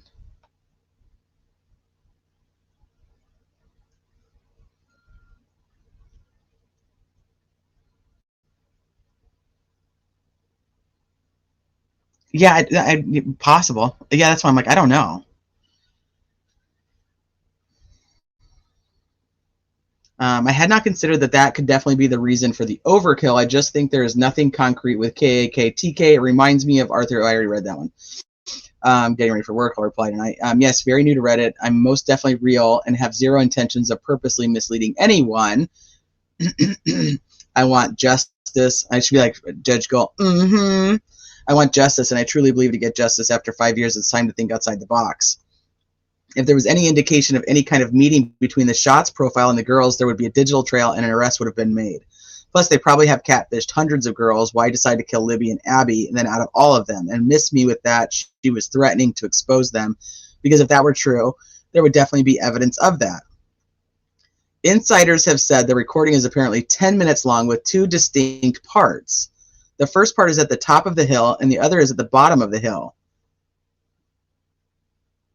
Have you guys ever heard anything about it being 10 minutes in two distinct parts? Have you guys heard that? I don't remember that. I've always heard 2 minutes.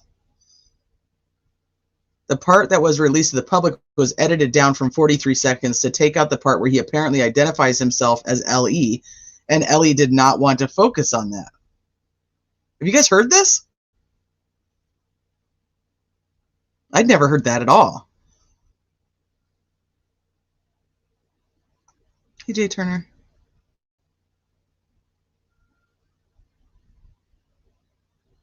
Yeah, that's what I'm thinking too.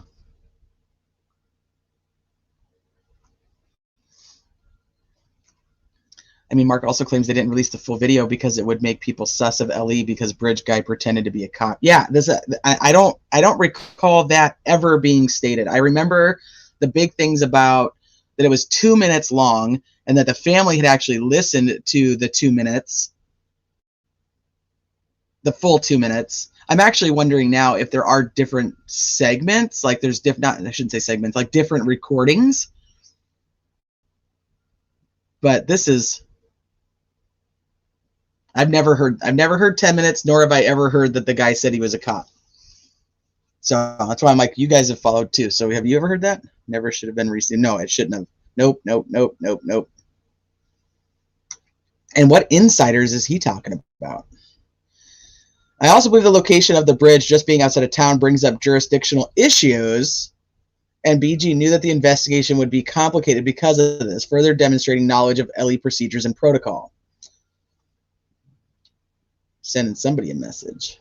Not all cops are, but they are definitely some bad ones. Just look at all the corruption in Delphi. You have the commissioner double dipping, shady land dealings, racketeering, charity fraud, state grant fraud, a crooked mayor, and the NM suicide. Is that Nate's?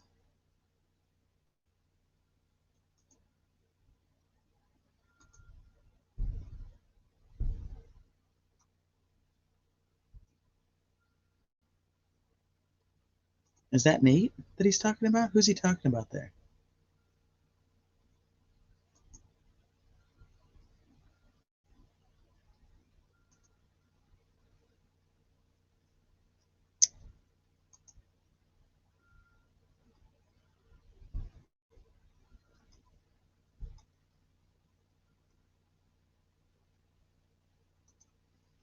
The cops started thinking outside of the box about 5 years after the murders. They reviewed their old interviews. Well, also remember Squeaky Wheel, Doug Carter says they had done that like multiple times, but yet all those multiple times, nobody ever found Dan Doolin's little note. Let me paint a picture. Oh my gosh, I can't even read. Let me paint a picture, Miss Criminality. Before the murders, I believe a task force was created for catfishers. The girls may be talking with people they thought was shots, but was really police. That's possible. That's possible because remember the FBI was actually one of the first ones that were interviewing Keegan Kline. They said they did not believe he was connected to the Delphi murders, but we know he wasn't arrested, and they knew that he was doing some shady shit, and it was probably a bigger, situation, which a lot more people involved. So they probably were getting in on some of that.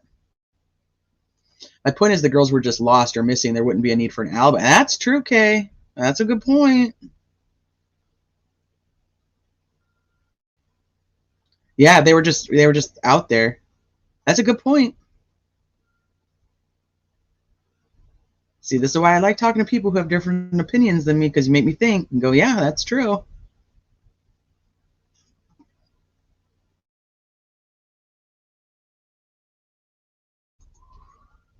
The biggest gross negligence in this case was Ellie did not confiscate LG phone at the Ellie station the night of the crime. It appears Ellie wanted that phone cleansed. KG contacted Anthony Schatz that night.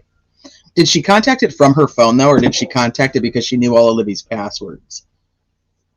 I heard that pretend cop trespassing, and Holman says 2 minutes in interview. Oh, you heard security guard. Ducking felonies. Rumors have destroyed a lot in the case. I agree with that, too.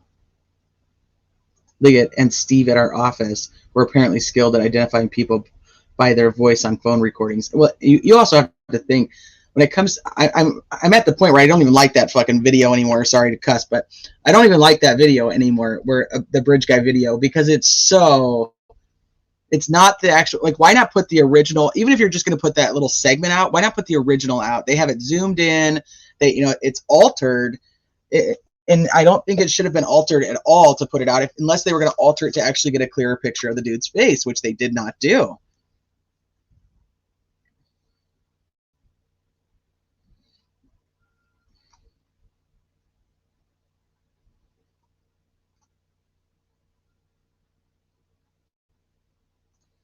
Everything released by LE has been manipulated, scripted, and sensationalized. There's no transparency. There's no trust. I mean, that's like the motto of this case, I think. The digital record I'm talking about would be on the temporary phone she had. She would have texted with it this phone, the one with the video. I tried listening to this another channel, but I think I missed some stuff. It was hard for me to follow. Did they do Mark's? This is Mark Roberts. So I know another channel did Fortson's. That's where I was listening to Fortson's stuff. Hey, Randy.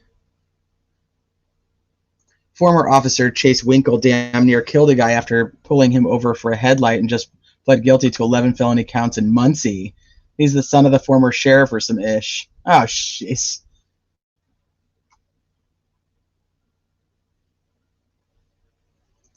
BH and R were spending a lot of time together at the time. I've never been able to corroborate that. Have you guys ever been able to? Because there was always that rumor a long time ago when Brad Holder was even first brought into like the equation, was that he was hanging out at Ron Logan's that weekend. I've never seen anything that proved it yet, but you know, it's all fake is all I can say. It's fake is all I can. Which part?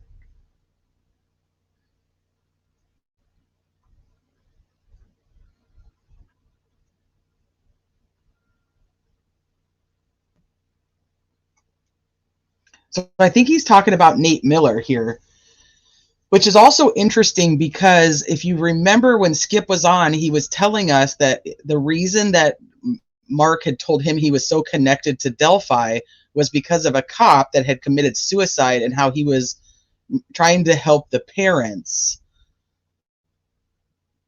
And maybe it was just another thing, because if you guys aren't familiar, so Nate Miller was he supposedly committed suicide while he was at work on, you know, and like in his car, like, or like while he was on the job. So it was a very weird circumstance. So I'm wondering if that's like where Mark comes into play, if he was actually looking into something when it had to do with Nate Miller. And look how they railroaded RL, but we should just let all that slide, right? Yeah, the BG video. It's it. Yeah. Well, even if you're going to release both, then. Yes, Mandy. Somebody sent it to me. If we found it, yes. Thank gosh. Huh. That's important. You are literally the definition of a gatekeeper. When people think of Reddit, they think of people like you, people with no life and all the time in the world to argue with complete strangers and lack any critical thinking skills, to have the time that you must have commenting such long paragraphs, responding and gaslighting so many people because you clearly know more than everyone, and in almost every thread make it a competition of knowledge. I was charged with several crimes and did my time. That's all I'm going to comment on that aspect. I was charged with several crimes and did my time. Dun, dun, dun. I did about 35% of my time and would die before I went back.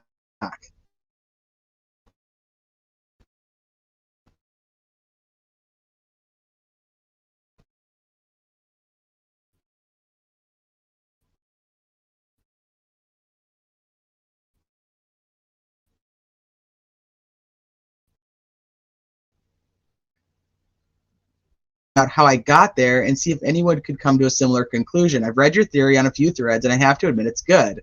But if TK knew DG, then what are they waiting for? I know it's hard to put tone to text, but I'm being genuine.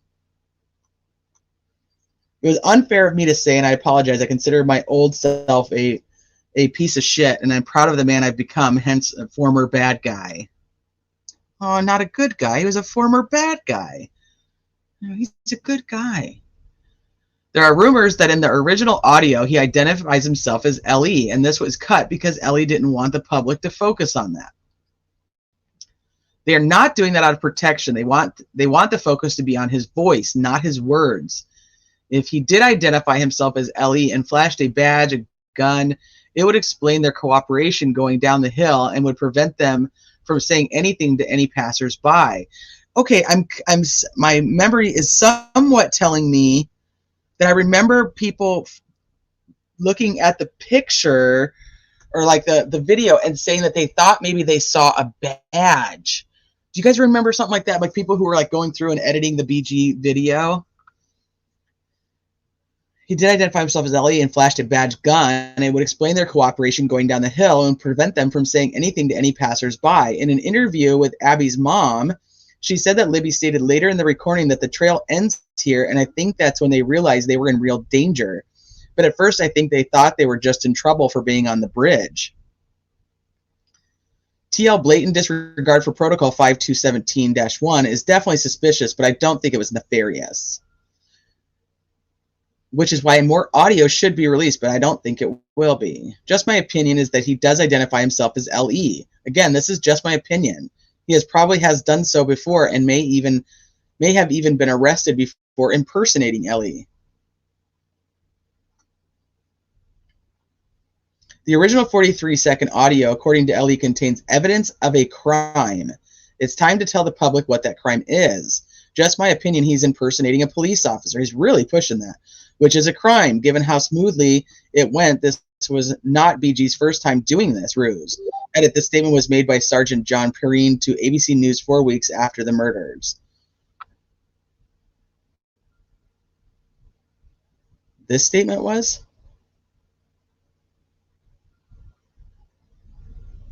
All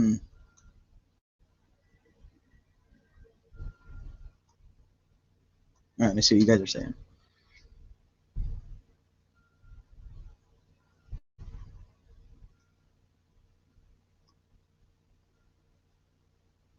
Makes my brain hurt.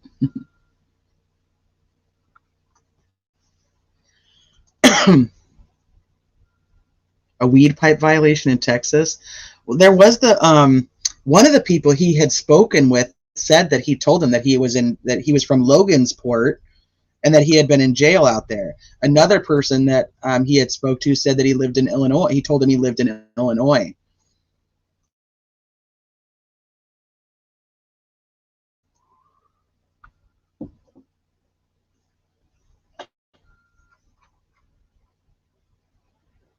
Possessions of drug paraphernalia.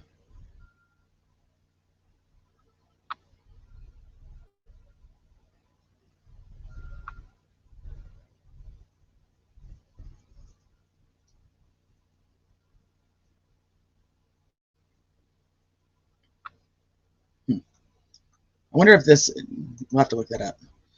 It's Indiana Corrections Officer 4-in-1 patrol jacket with a patch on the left arm. Indiana Corrections Officer jacket. I know I am, but I don't think people are interested because it's definitely not TK in that jacket. Or maybe slightly outside. Do you know that this jacket is blood pathogen resistant and waterproof? Glad that you were looking at the clothing. I've always commented on the jeans. Notice anything about the shoes? The jacket is an Indiana Corrections Officer 4-in-1 patrol jacket that is blood pathogen resistant and waterproof. Okay. The original 43-second audio is not released because it is evidence of a crime. What could that crime be in only 43 seconds? It's called kidnapping, FYI. Simple. He identifies himself as LE and tells the girls they are trespassing and to go down the hill. This very statement about the 43 seconds containing evidence of a crime was given by Sergeant John Perrine to ABC News just 4 weeks after the murders. Given how smoothly it went for him, it's not the first time he's pulled this ruse. This must be the statement that's how smoothly it went for him. Impersonating Ellie is a crime, one that can be committed in 43 seconds. There's a YouTube video. There's the news. Okay, fair enough. The full 43 seconds of the original recording has not been released because it contains evidence of a crime. What kind of crime could be committed in 43 seconds? Impersonating a police officer. Statement made about the 43 seconds. Okay, we're going through that again. There isn't much research in regards to the type of people who impersonate LE, but it is generally accepted among scholars that impersonating LE may weaken public's confidence in LE and trust in authority, especially if the victims believe that event was legitimate. In this case, trespassing, police action undertaken by a corrupt individual. So you're saying BG approached the girls, told them to go down the hill, and pushed Libby all within 43 seconds? That's not a very organized attack that would allow someone to easily control two victims. Plus, how would you explain reference to later recordings by AW where she says Libby started, well, the trail ends here. If she were violently pushed, as you think, how would she still have her phone? Pretending to be Ellie would allow him to control both girls quietly, and he could easily lead them to where he wanted them to go. I don't think he would violently push someone where he could be exposed. But hey, what do I know, right? It stated the original 43-second audio as evidence of a crime. He really likes to repeat that a lot. I paid for the data PDF from the Springer source. I'll have to go pull that up, see what that is. Under the headline, The Power of Timeline, you can see Perrine's statements about why only a small part of the 43 seconds was released and containing evidence of a crime. I am in no way saying that BG is LE. I want to make that clear. While not much is out there on people who impersonate LE, basically two types. Those who use it for criminal gain like money, drugs, and theft. The other type is for sexual or violent purposes. There's a very interesting pattern of the second group. All have similar personality traits. Many have committed the same petty crimes, and almost all of them are hiding in plain sight. It's also accepted that police impersonation will weaken public confidence. Okay, we read that part. This is Mark Roberts. This is so his first Reddit account, Funko Cohen 87. He's really pushing this right now in August. This whole LE thing. This is like a big thing for him. It's like he's going from like subreddit to subreddit to make sure everybody knows that he thinks it's a cop, or I think that the guy's impersonating a cop.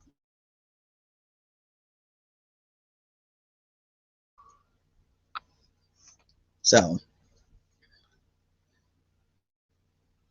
your YouTube channel has your POI's name in it without any proof other than the videos you've posted. You may be right, but you could be wrong. This person could take civil action against you. Speculate all you want, but don't implicate.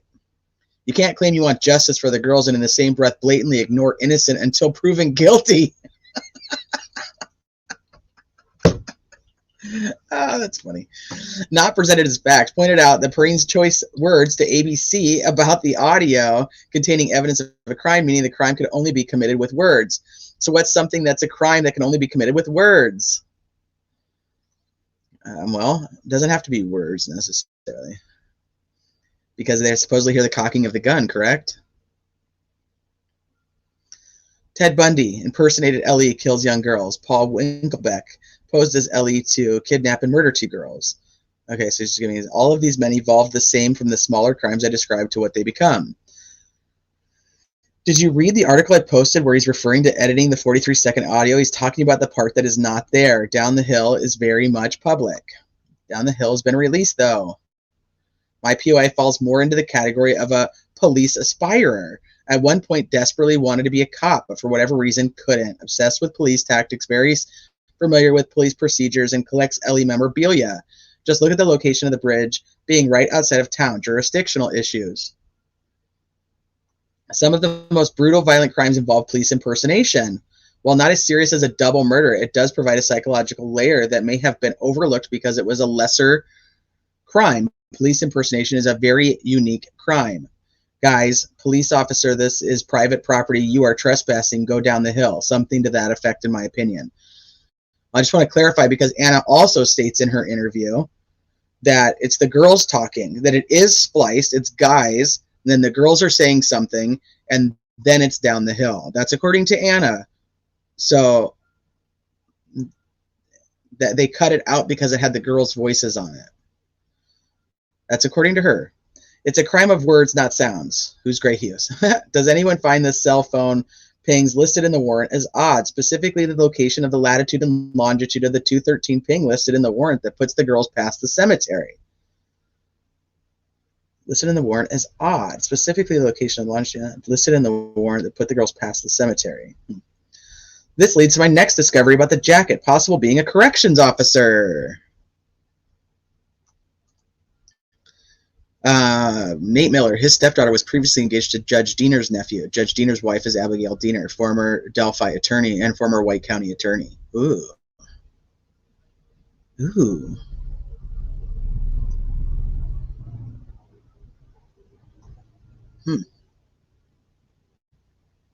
Fair enough. Not the only, but the most logical. Those things wouldn't line up with the girls cooperating and don't fit with context regarding AW reference to things stated later in the recording.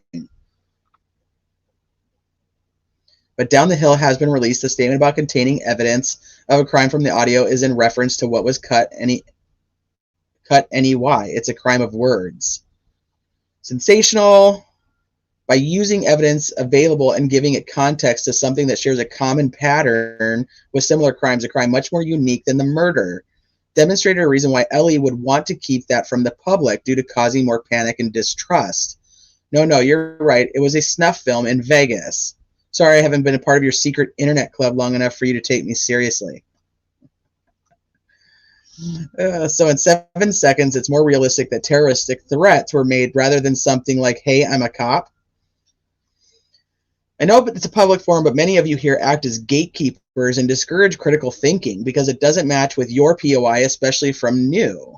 I can put my POI in the specific jacket, so without implicating, then it's information others would be interested in. Notice he never actually says who the POI is.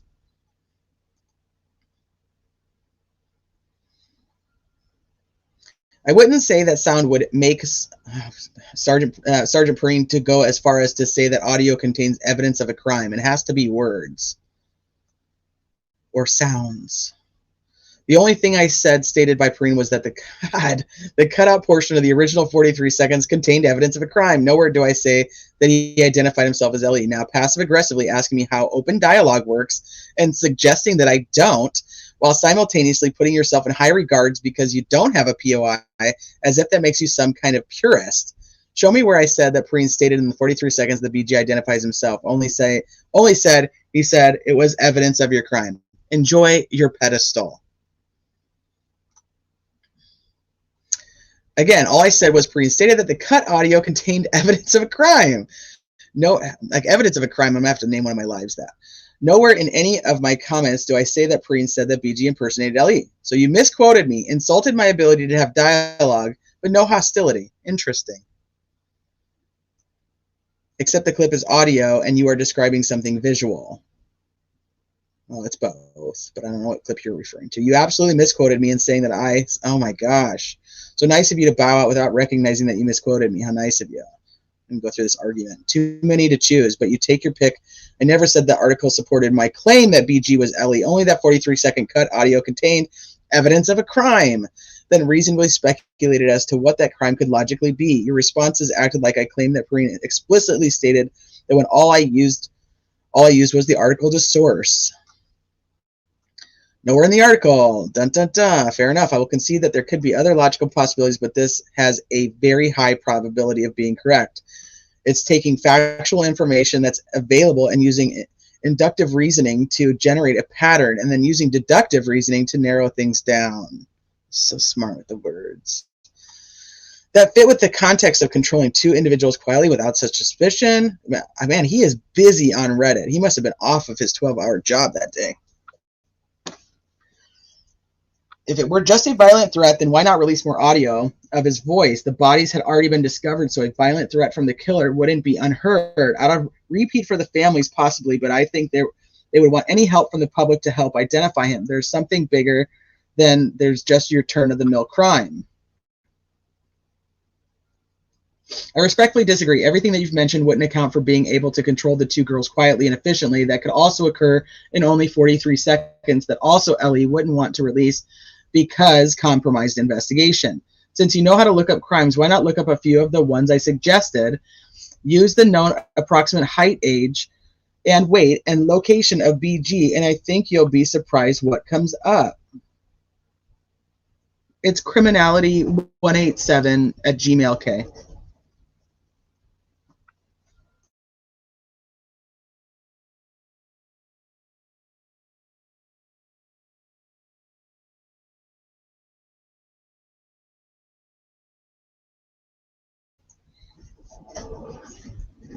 All right, let me see what you guys are saying. People say trust LE because they know what they're doing. Kind of odd that not a single FBI or criminal profiler, many world-renowned, don't believe RA is good for this crime. Doesn't fit the profile. Well, this is what I say too, Kay. But my go with the, people give me shit and they're like, well, don't you just trust law enforcement?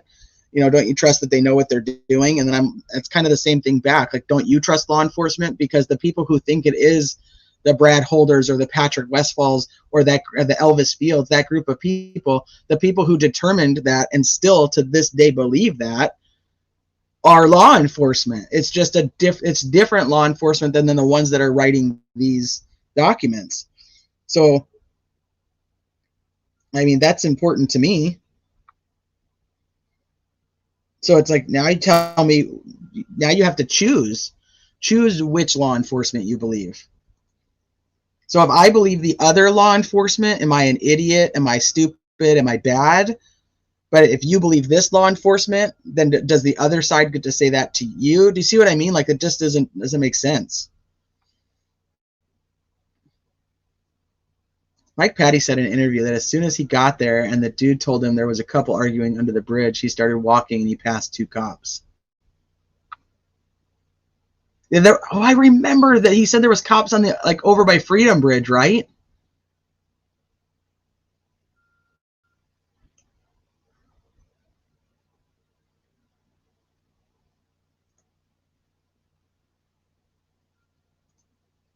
If they thought well, yeah, they wouldn't have to be controlled. But I do think that there's the gun and I'm telling you, 13 and 14-year-old that are being held at gunpoint are going to do what they're told, whether they think that's a cop or not. That's my thought.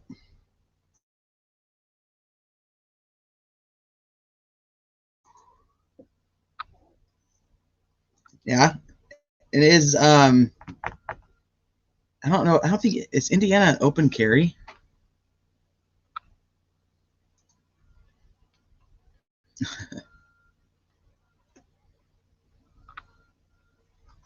Okay.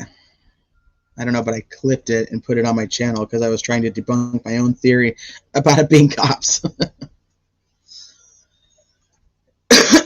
Okay. Where was I? If you guys compromise this, look up those. Okay. I think that if it were anything that was just threatening to Ellie would have released it. There is a reason they don't want the public to focus on what's in the 43 seconds that contains evidence of a crime. If his words could cause serious public mistrust of the people handling the investigation, they would not want to release the additional audio too risky for them. There has to be something in that audio that Ellie believes would cause more harm than good for the investigation.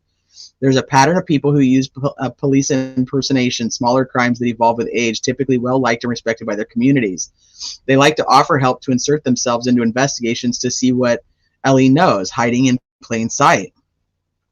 Murder in general defies logic, definitely not saying that RL is BG, but his property isn't the same as a house in the suburbs.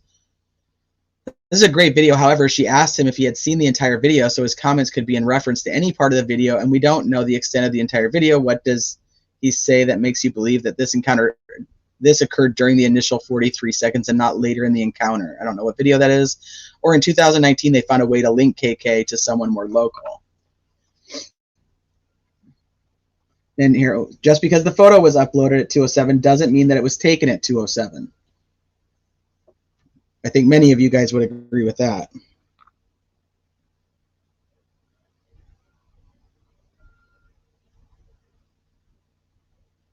Read comments for a second.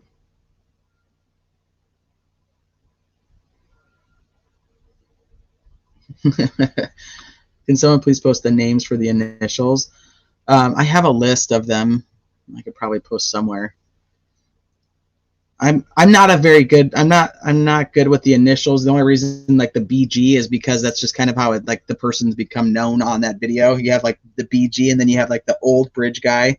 So it's BG, bridge guy, old BG, which is the first picture, the first sketch that came out, and then young BG. So those are I think those are the only ones that I really ever use because I don't do the initial thing very well. I like to just say people's names. I'm terrible.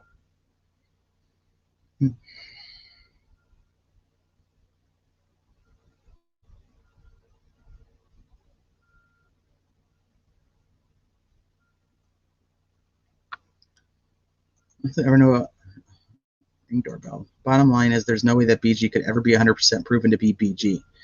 All of the experts in the world cannot conclude or positively identify this person.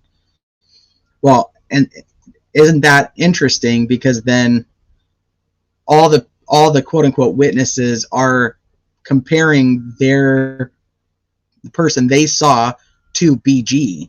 Nobody's ever even comparing it to Richard Allen. They're all comparing it to, oh yeah, that looks like the guy in the video. And now any of you guys who followed this for any amount of years, you know how many sketches have been put side by side with I don't know how many people. And every one of us were like, yeah, that could totally be him. that could totally be him. Yeah, that could totally be him. So if that's all it takes is somebody to look like BG, then shit. I mean, there's 5,000 of them.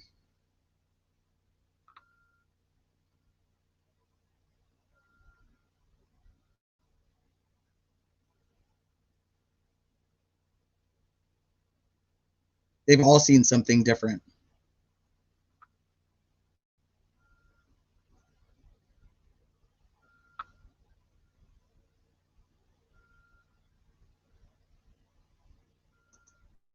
No, nobody ever thought it was him. But there's the new thought. There's the new thought that's out there that something on this thumb drive map, which obviously we don't have all of it. Brandon Woodhouse does, and apparently Mark Cohen does.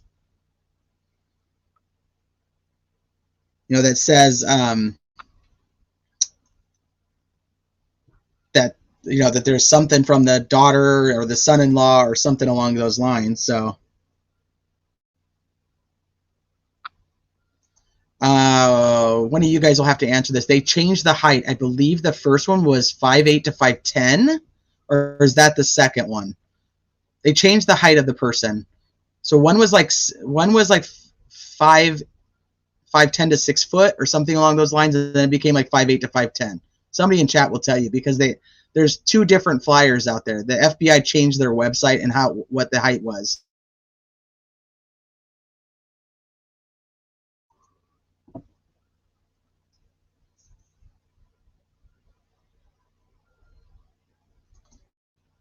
I concur.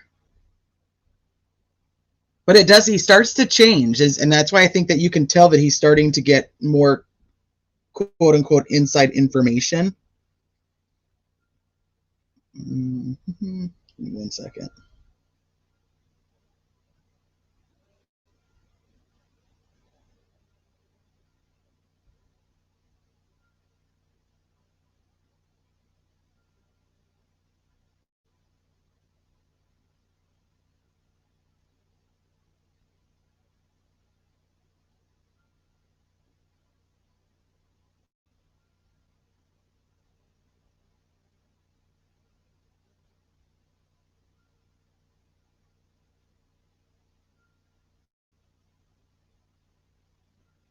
Give me 1 second, you guys.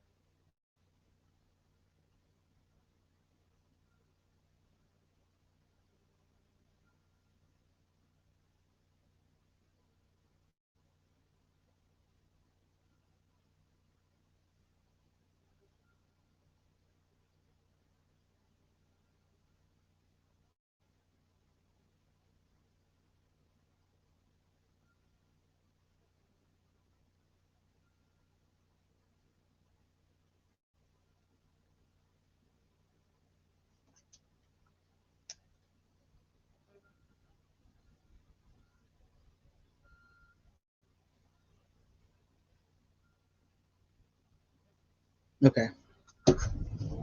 Marco does not appear to want to solve this case, but to dissolve it into a multitude of incompatible ideas. 5'4". He's 5'4" with shoes on. Well, then some people say that he looks like he's 5'6" because there's not actually markers on the door.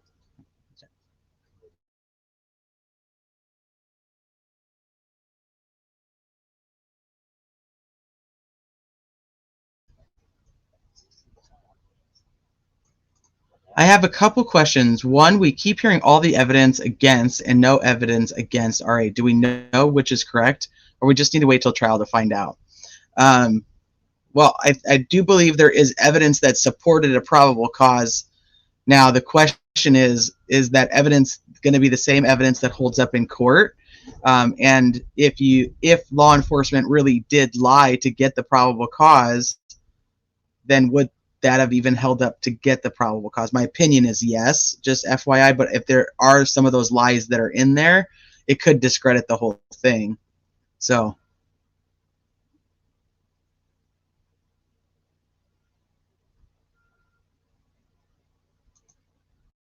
Right. Well, supposedly there was like the one bartender that said that, and then the other bartender said no, that she couldn't imagine it. I'm in the we need to wait camp. Yes, the channel's Steve. It's just Steve. I think it's even all lowercase. If you do just all lowercase Steve Delphi, it comes up.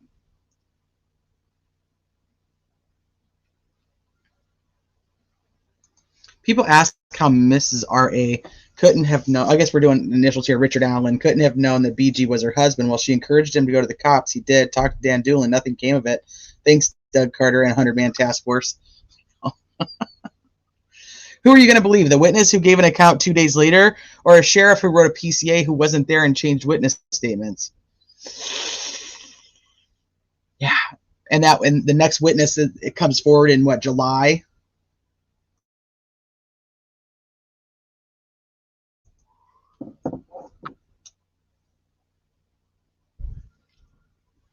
I'd be surprised if this goes to trial that these eyewitnesses ever take the stand. Their stories and descriptions are all over the place, and it seems that we were also changed by LA to fit their narrative. Yep. I don't think you're going to see these witnesses on the stand. Okay, so let's see where we're at. So we can keep going.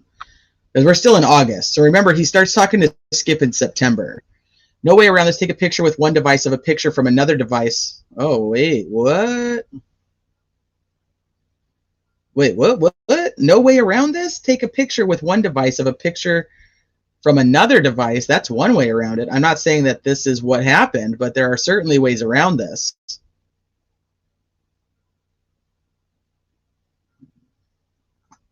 See if we can pull it up. Which one that is, because that's a very interesting comment. August 8th.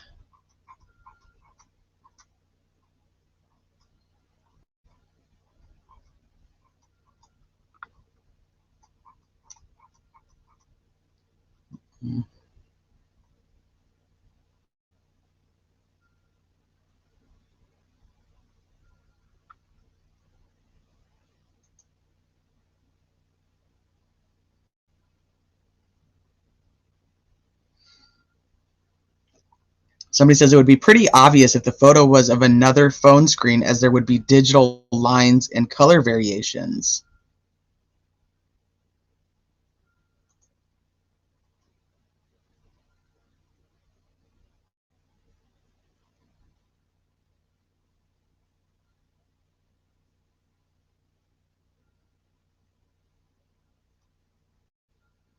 They're talking about how to get around the metadata on a freaking photo. Evidence seems to either intended misdirection or mistaken for facts. The BG video might as well whiff of smoke. It also helped 1 iota. The audio, same, just about everyone says guys. They're talking about there's ways around it. OP doesn't know how Snapchat works. If you upload a photo taken at a previous time, it will say from camera roll by the timestamp. There's no way around this. And yes, it was like that in 2017 also. And he says there is a way around it. Take a picture with one device of a picture from another device, and that's a way around it.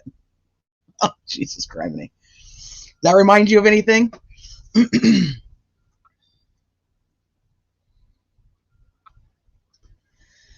Fair enough, but part of my premise involves my POI having direct access to a duplicate shield. I really don't want to make a post directly about them, so I see the flawed logic, but rather a post to look into the type of people who commit violent crimes while impersonating a police officer. Before you ask, yes, I have tipped this person in.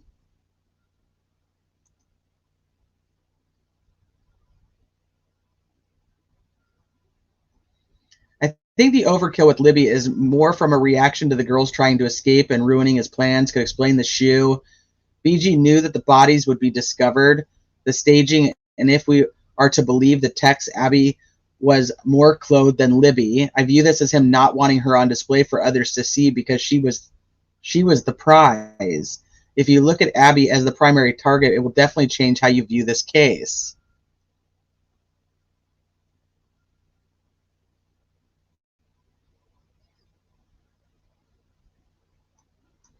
To me, if he did tell another girl that he was supposed to meet LG, it was to garner sympathy from another potential victim and holds no truth whatsoever. I just don't see how people think that it's guys like KKTK went from pit collectors to violent double murderers. But yet you think that a guy that was just the manager at CVS. But he also talks about how you go to smaller crimes to bigger crimes. And I'm not on the KKTK did it, so but I mean that's just a weird way to circle around what he's saying, because he's saying that the people he's talking about go from smaller crimes to bigger crimes. Then you have people saying they did it so they wouldn't be exposed. They didn't even hide their IP address. For those who believe that TKKK killed these girls to prevent themselves from being exposed, wouldn't they at least try to hide their IP address? Would they really be that naive to think that Ellie wouldn't investigate online communications of two dead children? Most catfishers have no interest in meeting. Some are in it just for the pictures to escape their own pathetic reality. I agree with that. Those to catch a predator videos on YouTube, they're meeting for sex and most of the time using their real identity. So you really think he would commit a double murder so he wouldn't get outed for CSAM, but didn't think they could trace his online activity and just chalk it up to ignorance on his part, but yet he's smart to evade capture for murder? Fascinating. There are plenty of people who aren't technologically inclined that still have the knowledge that their online activity can be traced. I just can't make that leap that this never occurred to them while planning a double murder. Like I said, before you have spent a lot of time on this, and I respectfully disagree. I do think the scope of this catfishing network is larger than Ellie is letting on, and they hope the clients can lead them to the real killer around Illinois. This guy is free to say whatever he wants on his own channel. He's also free to come here and defend himself. I don't know what he's talking about. I can't say that I am familiar with your content, but I see that you are just a guy in front of a camera putting your own face and name out there. I have respect for people who don't hide behind a keyboard. The irony. I have respect for people who don't hide behind a keyboard. So why all the hate? It seems that most content creators are driven more by their need to be right, having inside exclusive sources, and their ability to critically think better than others. These things seem to have outweighed their initial goals of justice. From the brief dive that I have taken into creators, for the most part, I believe that justice is still a goal, but has taken a backseat to their own personal interests. If I'm reading these comments correctly, you have moved on from your POI and admitted mistakes were made. So what now? What's next for Rick Snay? As an independent candidate, does Pinkard even have a chance, though? Interesting. I really thought Mike had a shot against Liggett in the primary, and look what happened to him. His enthusiasm about the case and questioning of how it was handled got him demoted. It's hard to expose corruption when it's at the very top. I wish you well, Rick Snay. Agreed, but unfortunately in CC, guys like Mike fail and guys like Yoder thrive. He has a problem with Yoder. Interesting little tidbit. Did the Buster Hernandez investigation have anything to do with their early involvement? Not suggesting that Buster has anything to do with the murders, but given, oh, Sleuthy must have thought this was a good comment too. This is from her, so. Not suggesting that Buster has anything to do with the murders, but given his activities and threats at the time, I could see how the FBI could have thought he was involved. Genuine question. Carter was sheriff for 2 terms in Hamilton, a rather well-off community with a low crime rate, before he climbed the ladder. I don't think he's the super detective that some people try and make him out to be. Does he care? Absolutely he does. Wow, with all this going on, kind of really makes that former FBI statement about Ron Logan very, very strange. I wonder if somehow these events and that statement are connected. The one she made on Twitter where she said that she continues to believe Ron Logan was the murderer. Really, really odd to me that she said that a few days ago and then all this happened. I'm in no way saying RL is guilty or if anything going on right now is related to Delphi. It's just really strange. Not saying she knows anything. I'm only commenting on the timing of her statement. I don't know. To me, and in my opinion, it looks like the FBI had reasons to believe RL was guilty. ISP had reasons to believe that KK was guilty. The missing piece that was needed was what linked them together, TK. I have never been on the Klein train, but all of this is just too much to ignore or chalk up to coincidences. I've never been on the Klein train, but this is way too much to ignore. Curious what made you change your mind. Reasons why the search was called off that night. That same friend also claimed his phone rang 100 times a day because he was very popular. Made very contradicting statements countless times and abruptly hung up after being confronted on those statements. I don't believe a word this friend says. Let's see who he's talking about, because now we're going into September.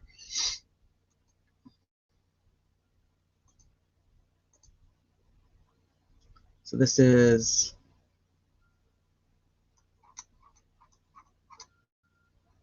September 6th. Let's see what he's talking about.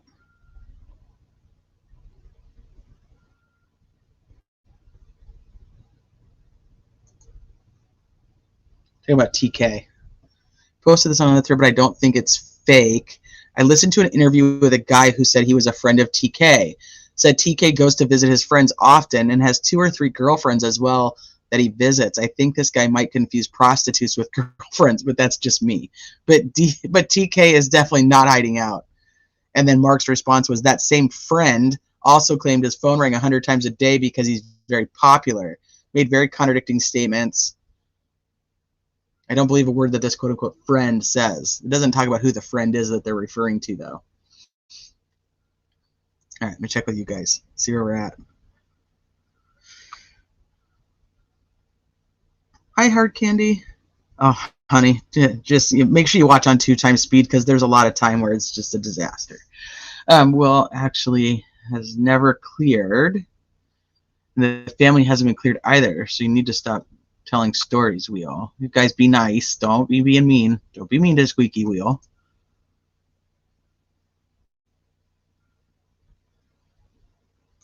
If they're not right, just wait. They will photo op the photo to make them look like they're right. Well, we've seen that before. No matter which way you slice it, and you want to believe Doolin's info from RA interview was lost, misfiled, or a dog ate his homework, there's no plausible explanation that Doolin would not have remembered for 6 years. I completely agree with you, especially when he's standing on the stage with them as they're talking about what this guy was doing and when he was there. Which leads me to then go, does Doolin actually know that he wasn't there from 1:30 to 3:30? Because remember, he says he was there between 1:30 and 3:30. That could have been from 2 to 2:30. It could have been from 12 to 12:30. I mean, 12 to 1:30. We don't know because he wasn't clear.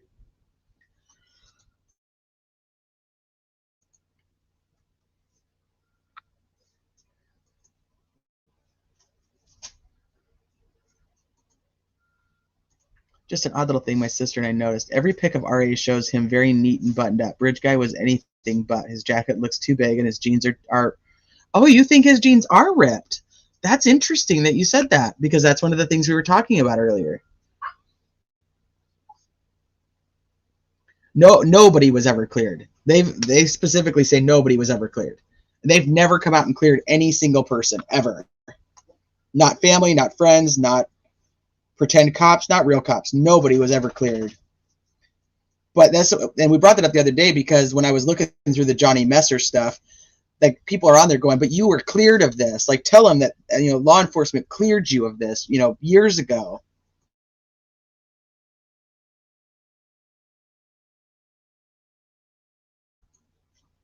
If RA actually told Doolin he was there from 1:30 to 3:30 and Doolin actually wrote that time in his report, that report would have been flagged and sending reminder notifications to respond. I think so too. Oh no, Miss Marple, I wasn't. Oh, Squeaky Wheel, you be nice too. No, I haven't even paid attention to the comment. I'm just telling you guys, make sure you're being nice to each other. There's no metadata. There's no metadata because here's the thing, Lambert, that I find very interesting about those photos is we've never been told about those photos from law enforcement.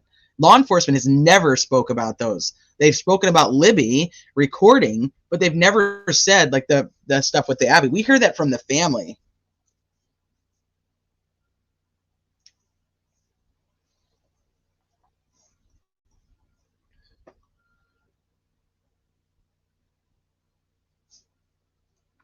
No, it was found in the Orion. I think I actually still have that up.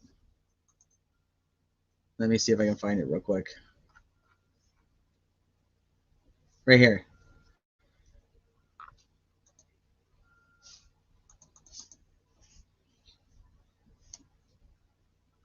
This is why I say that it's important because investigators reviewing prior tips encountered a tip narrative from an officer who interviewed Richard Allen in 2017. The narrative stated, Mr. Allen was on the trail between 1:30 and 3:30. He parked at the old Farm Bureau building and walked to the New Freedom Bridge. While at the Freedom Bridge, he saw 3 females. Doesn't even call them juveniles, just calls them 3 females. He noted one was taller and had brown or black hair. He did not remember a description, nor did he speak with them. nor does it say that they tried to speak to him and he didn't respond. He walked from the Freedom Bridge to the High Bridge. He did not see anybody. Didn't see Betsy Blair. He doesn't say that. I'm saying that. Although he stated he was watching his stock ticker on his phone as he walked. He stated there were vehicles parked at the High Bridge trailhead, however, did not pay attention to them. He did not take any photos or videos. His cell phone does not list an IMEI, but did have the following. Dun, dun, dun. Potential follow-up information. Who were the three girls walking in the area of the Freedom Bridge? Here's my point. His original statement to Dan Doolin does not say what clothes he was wearing. It does not say that he went to the first platform and looked at fish. None of this actually says that. The initial thing to him was that, yeah, I was there between 1:30 and 3:30. But problem is, we don't actually know the conversation. We don't know how the conversation went. Because did they already know that they were looking for somebody between 1:30 and 3:30? Does Dan Doolin say, hey, Mr. Allen, did you happen to be at the bridge, between 1:30 and 3:30? And Richard Allen says, yes. Do you know what I mean? Like, we don't know that conversation and how that goes. There's no context. So what we do know from the original statement is he was there between 1:30 and 3:30. He parked at the old Farm Bureau building and walked to New Freedom Bridge. He walked to New Freedom Bridge. Doesn't say he crossed it. Doesn't say he didn't cross it. While at the Freedom Bridge, he saw three females. He knows one was taller and had brown or black hair. Brown hair is the #1 color hair in the United States of America. So great. Way to narrow it down. He did not remember a description, nor did he speak with them. He walked from the Freedom Bridge to the High Bridge. He did not see anybody. Although he stated he was watching a stock ticker on his phone as he walked, he stated there were vehicles parked at the High Bridge trailhead. That means that parking lot was not empty. That's also important. Because was there anybody parked there? If we go back and you listen, we hear that nobody was parked there until Betsy Blair gets there and parks her car. And then we hear from Kelsey German when she drops off the girls, she says there was nobody there. But then she backtracks later and says, yes, there was a black SUV with stickers on it. But don't worry about it because that car's already been identified.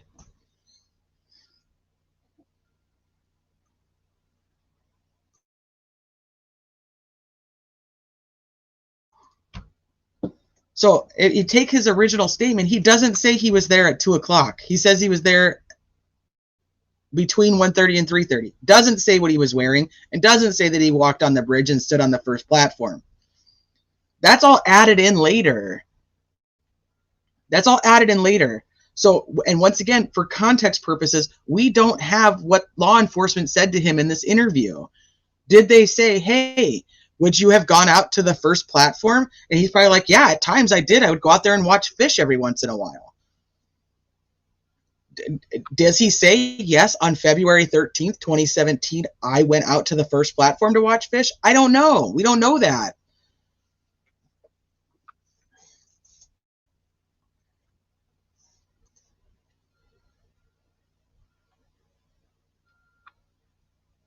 Right, Jay Turner, that's where I'm at. Yeah. And in reading it, he doesn't say that. He says he was there between 1:30 and 3:30. So if I ask you, hey, were you at the bridge anytime between 1:30 and 3:30, and say you left the bridge at 1:45, or even if you left the bridge at 1:30, what would your answer be? Yes or no? If I asked you that question, but we don't know if that question was asked. Maybe it wasn't, but maybe it was. And that's where I'm not sold on these types of things, because I need more clarification. I need more context before I can just say, yeah, we're just going to throw this man in prison and say that he's guilty. I'm not there yet. So all the statements that, they're like, are you going to take his statements from, right when the girls go missing? Are you going to take those more literal, or are you going to take the statements that he makes in October of 2022 more literal? Which one is it? Because then if you read it, it's like October 13th was interviewed again. He advised he was at the trails on February 13th. He stated he saw juvenile girls. And that's not what he stated. He didn't say juvenile girls. So did they ask him? Did they ask him if he saw juvenile girls? And he's probably like, I don't know. I saw 3 girls. Like, I don't know. Richard Allen further stated that he went out onto the Monon High Bridge to watch the fish. On that day?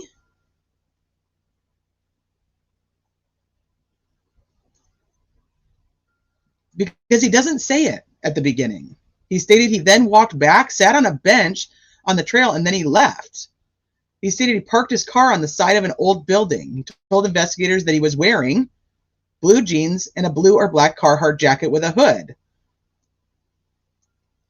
He doesn't say any of that at the beginning. So are they asking him, could you have been? Is it possible you did this? And he's probably like, yeah, I could have totally done that. This is things I would have done. And I get why people are just adamant, like this is what he said, because this is what law enforcement's saying that he did say. I get that. I understand, but we don't know the questions that were being asked. And this is law enforcement writing it up.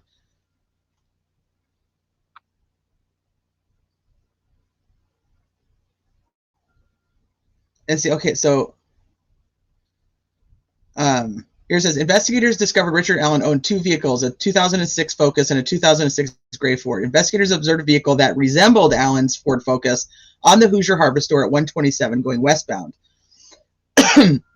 It coincided with his statement that he arrived around 1:30 to the trails. What statement? He never said that he arrived there at 1:30. Because the statement that we just read says that he was there between 1:30 and 3:30. So where is that statement? And this is why I get so upset, because I'm like, I can't, how do we just, like, this doesn't, none of that is the same verbiage. They just change it, and then all of a sudden we're just supposed to go, yeah, here it is. And where's the other one? Because there's the other one that talks about that he says he was there from 1:30 to 3:30. Here it is, right here. Richard Allen told investigators he was on the trail from 1:30 to 3:30 that day.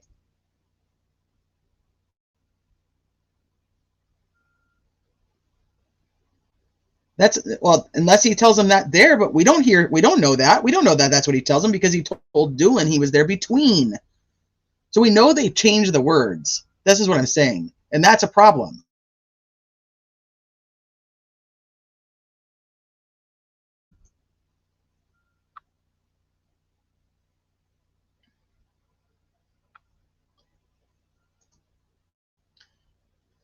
Well, so my big question is are any of the other interviews that Dan Doolin took that day, are they recorded? Did he just have it going the whole time? Is Richard Allen's literally the only recording that's missing?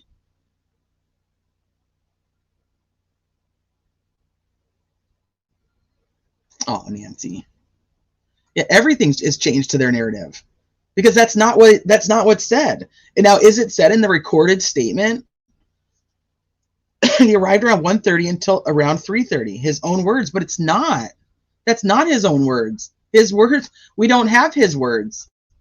We don't have his words, squeaky wheel. That's my point, is we don't have his words. We have law enforcement's words about what he said, and their words don't even match each other. Oh, 1960. The whole beginning of the live was a disaster. Don't worry about it. You can get in there somewhere.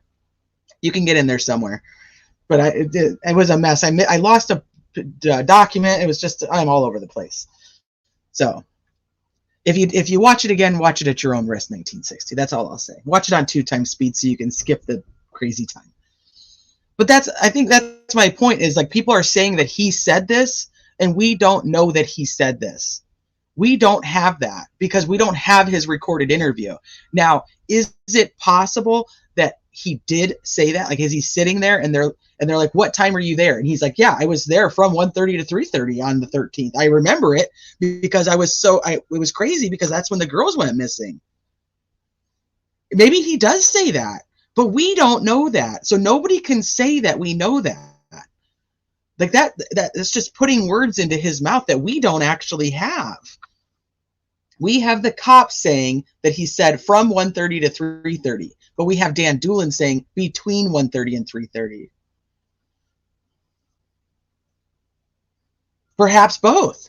Exactly. But how do you know? This is why we have to have the other information before we can say, before I can say. I should say me. I'm the one. And some of you, but not everybody, because some people are already just, he's guilty and that's what it is. I'm not saying this man is innocent. I do not know that. I do not know if he's innocent or guilty. I just don't. These are the things, for me personally, I need clarification on, because that doesn't make sense to me. They wouldn't have bonded him out. No, I don't think they would have bonded him out, because he's arrested for double murder, felony murder still, but I mean, he's still, no, yeah. Yeah, he could totally have sat there and been like, no, I was there. I was on that bridge from 1:30 to 3:30. I never saw the girls. I did see three. They could have been juveniles, or yes, they were juveniles. They definitely looked young. He could have said all of those things, but we can't say that he said them because we don't know that. And they're trying to say that he said them, but they're also saying that he said that he was there between 1:30 and 3:30, and that he never gave a description of his clothes. So you're telling me that 5 and a half years later, he sat down and he said, on February 13th, I was wearing a blue Carhartt jacket, and so on and so forth. That's no way. It's more likely that something was said. Did you normally wear blue jeans? And he'd say yes. Did you own a blue or black Carhartt jacket around that time? And he's probably like, yeah, and I still own it. Hold on one second.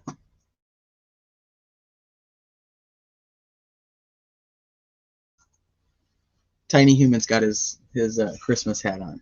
So funny.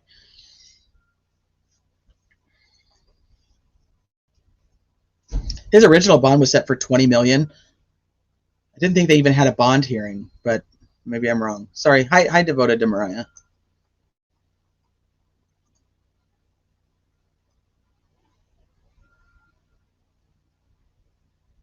Oh no, I do. I believe that there is. I absolutely believe that there is. That's why I'm saying. But you can't say that he said something that you don't know that he said and wasn't given to him to say, like a yes or a no. That's that context. That's all I'm talking about. Squeaky wheel is context. For us to say that this is how for me to sit here and say this is how the conversation went, and it was the law enforcement asked him, "Were you wearing jeans and a Carhartt jacket?" For me to be adamant that that's how the conversation went is I can't do that, because I have no fucking idea how the conversation went. That's my point. And neither do you. Neither does anybody, because none of us have heard it. But yes, there's definitely going to be, well, shit, I don't know, because all the other audio and video gets lost. So hopefully, why all the doubt? I have doubt because the story isn't the same. The story isn't the same. They're saying he told them originally that this is what he was wearing and this is what he was doing, but they didn't. He didn't tell them that. That's my whole point. And that's why I went back and read this, is that he doesn't say that. He says between 1:30 and 3:30, according to Doolin.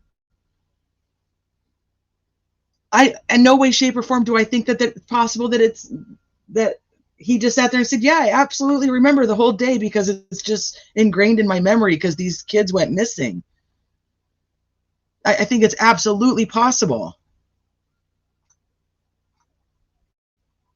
RA's house, CVS, and the Farm Bureau, a lot of the opposite side of town from Hoosier Harvest Store.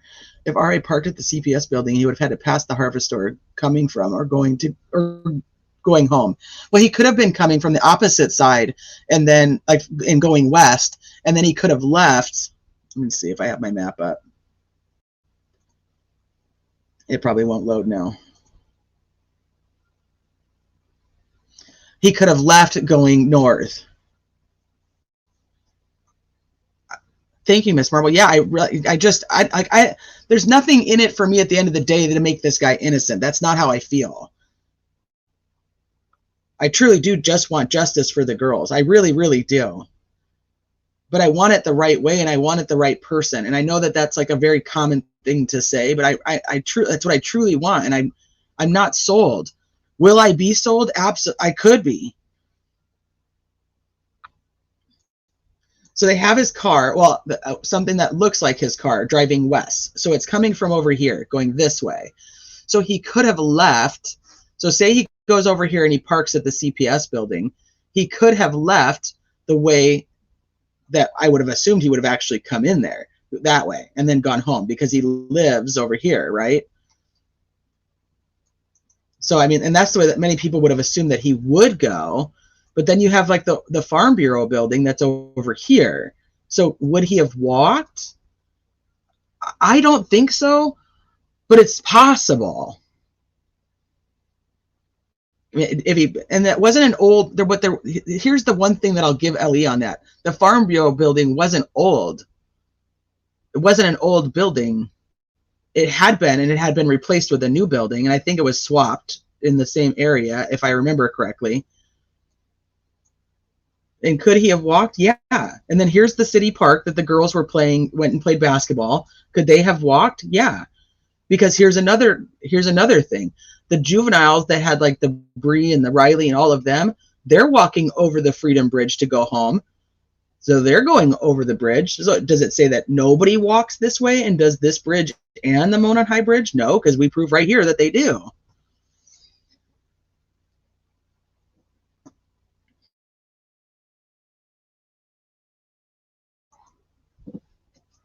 I'm not even sure anything is according to Doolin. But, well, then that's another statement. That's a whole nother ballgame, yeah. But even in the statement they say is according to him.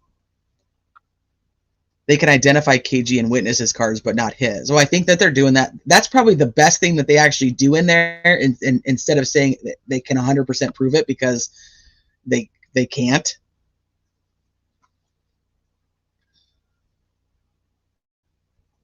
A 26-minute walk.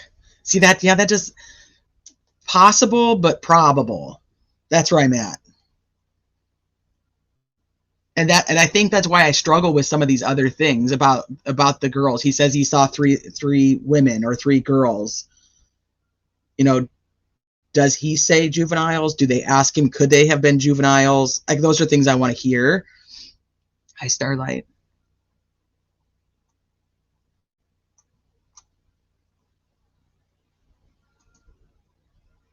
Right. Well, I mean, I think, and I would assume that probably is a car that looks very similar to his. They also, one report talks about that they have like 200 cars passing in this time frame. Like, that's a lot.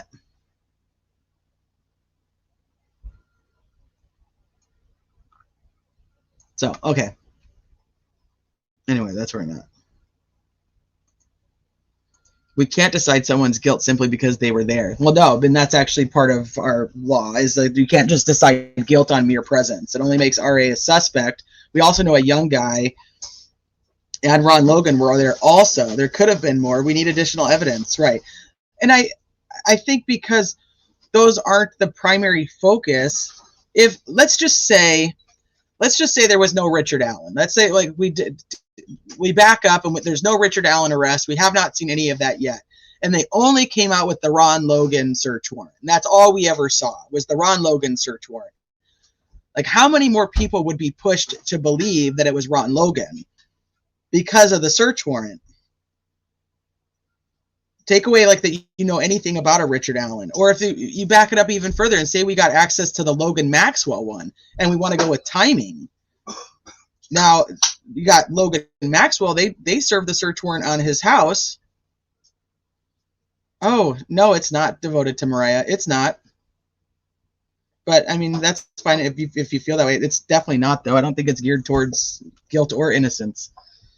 At least that's my hope. Because it shouldn't be until we're there. But I absolutely think it is possible that he is the right guy.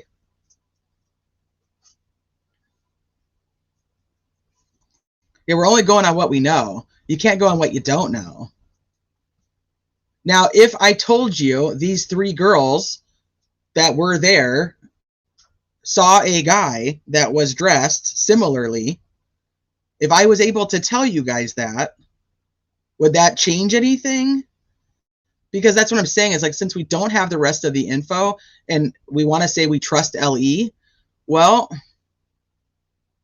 Then why don't we trust Farron C. Murphy and Click? Why did we trust them?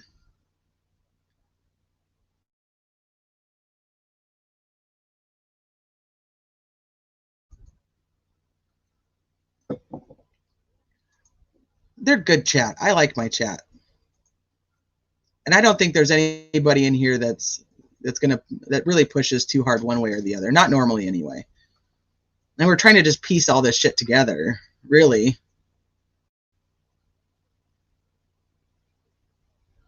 I think there are some people who are already there. They already see the end. I just don't. I can't see the end yet. And the defense hadn't received all the discovery. It's hard telling what they hadn't received. That's another great point. Because what they're even putting in there that they didn't have, they got a huge batch of discovery given to them after the 18th.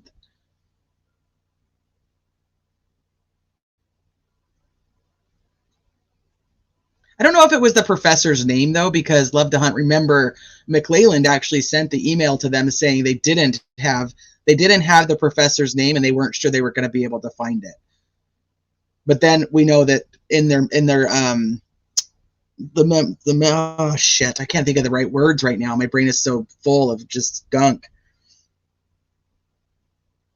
That's why I'm almost just like, I'm just at the point where I think the freaking video is almost irrelevant. It's almost the audio that I think is going to be the most important. I do too. That's what I do. I'm like, it just doesn't make sense. If you can make it make sense to me, I'm totally on board.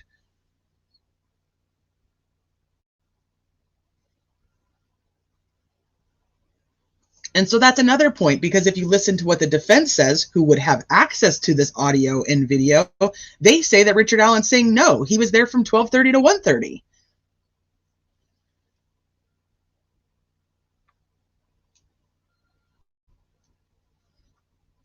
It's possible to see a group of people who aren't paying attention outside their friend group, especially from a distance, without those people ever seeing you.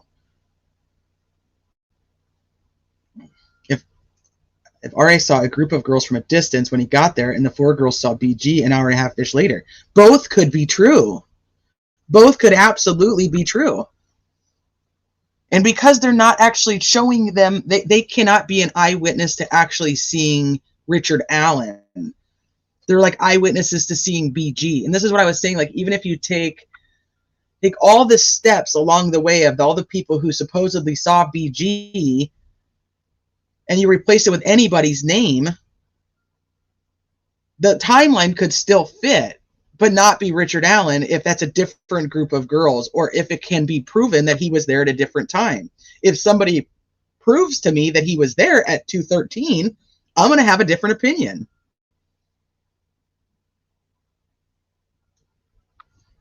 He did the first interview, but see, Lambert, that's a whole nother rabbit hole with the Thomas Skinner stuff, and now Thomas Skinner's passed away. The young guy sketch was the original sketch that Ellie did not want to run with. Yep. And it was done within a couple of days. So make that make sense. Now you're not live? I am. I'm live still.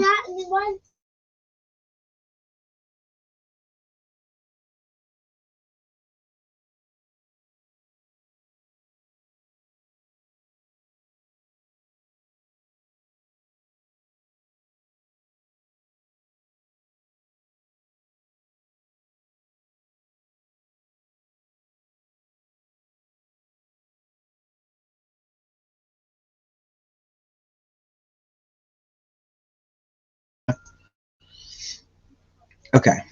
Okay, which one? You know which one, honey. I actually forgot. The original statement didn't say old. Yeah, that one, honey.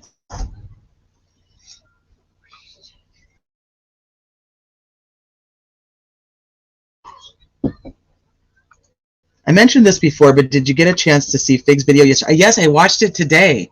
It's so well done. If you guys haven't watched, it's on Fig Solves, his video from yesterday. And I thank you, honey.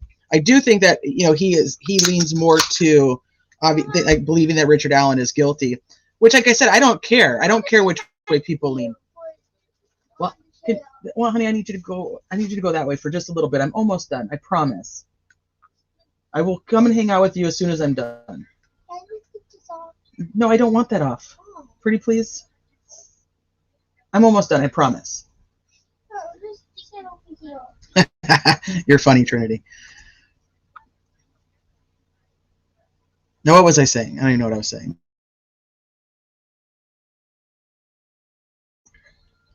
Yeah, tiny human alert.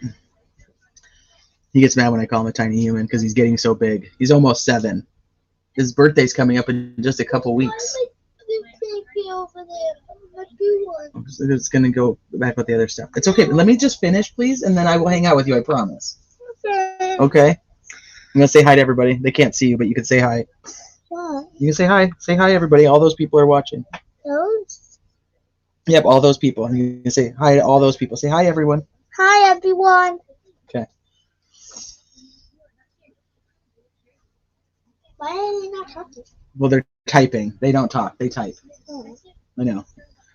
Oh, I was talking about Fig's video. Yeah, this is what I was telling you guys. Like, I don't care what other people think that they're so far into that direction. Like, that's fine for me.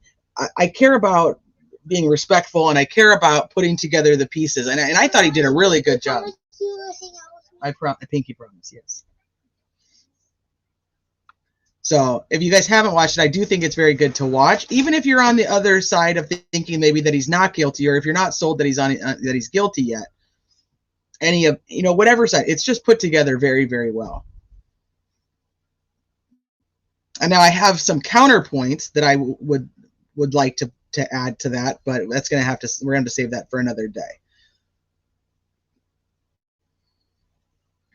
Because I do think that there's some things in there that are that can be argued on the other side.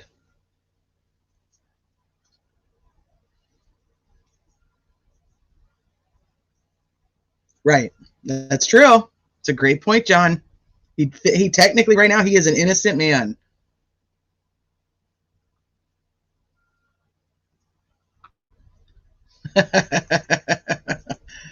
He sounds very far from Bridge Guy. He's big, yeah. He thinks he's getting big. Would like to retrieve RL's weapons. I know you are prevented from releasing them directly to RL because of his previous felony convictions. Therefore, I request you release them to me. Who was that, Kay? Who did that? Did you type that up here already?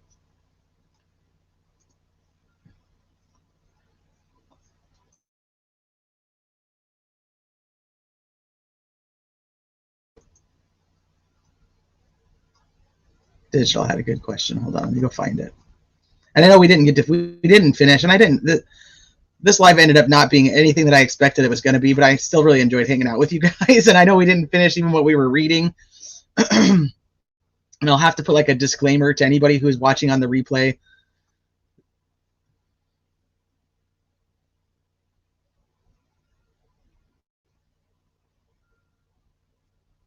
You know who? I don't even want to throw that out there, but somebody recommended that I go and listen to Matt Sullivan from like 2 years ago, and he does a voice comparison with another guy, and I'm not going to put his name out there right now, but he does a voice comparison with another gentleman. And if you guys are familiar with these videos, he has it's a series of 4. So if you go to like Matt Sullivan's channel, it's like the only playlist he has.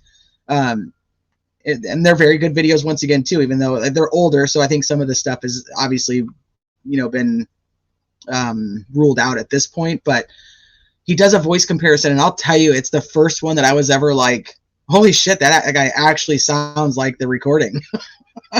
He was the first one I ever heard that actually sounded like the right guy. Hey, Julie.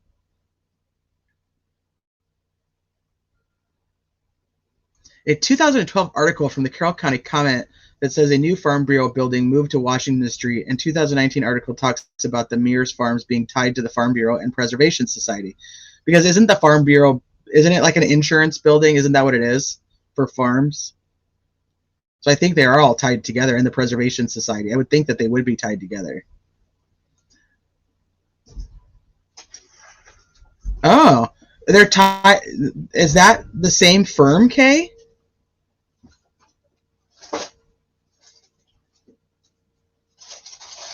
Is it the same firm?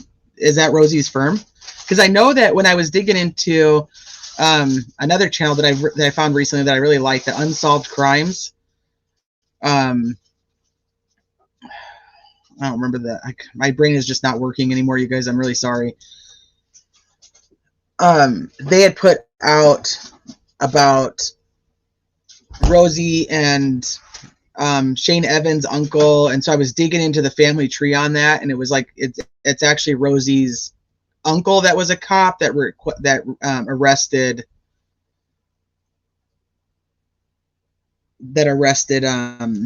Shane Evans' uncle.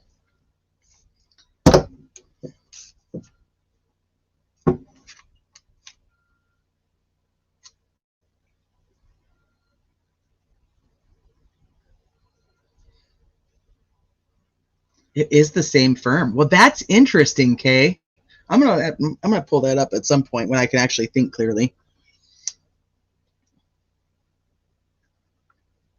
Rosie, RL Weapons. Making a note to myself. Now, hopefully, when I read that note, I know what the hell I was talking about. I am going to let you guys go. I don't even know how you guys have stuck with me this long tonight. I feel like I was just a disaster. I really appreciate you guys so much. I'd say we should do something tomorrow, but I don't know at this point if I even should. We'll see. We'll see how it turns out. I really do appreciate all of you guys coming in and doing your best to be kind to each other, and yeah, just hanging out with me and going through. I don't even know what the hell we accomplished. If we accomplished anything, that's why I'm like, if you guys are on the replay or you guys are here and you're late and then start over, good luck.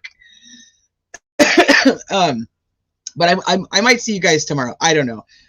But just thank you for bearing with me. Thank you for your patience, and thank you for just being kind to me and to each other. Go enjoy the rest of your Friday, your first day of Christmas, the Christmas holiday season, and do a show tomorrow. Okay. Sleuthy probably is live, and we probably missed so much of it, and that makes me sad too. So if you guys, let me pull up Sleuthy Goosey's channel in case you guys don't have it. She is live currently, and everybody should head over there and tell her that I am sorry that you guys are late.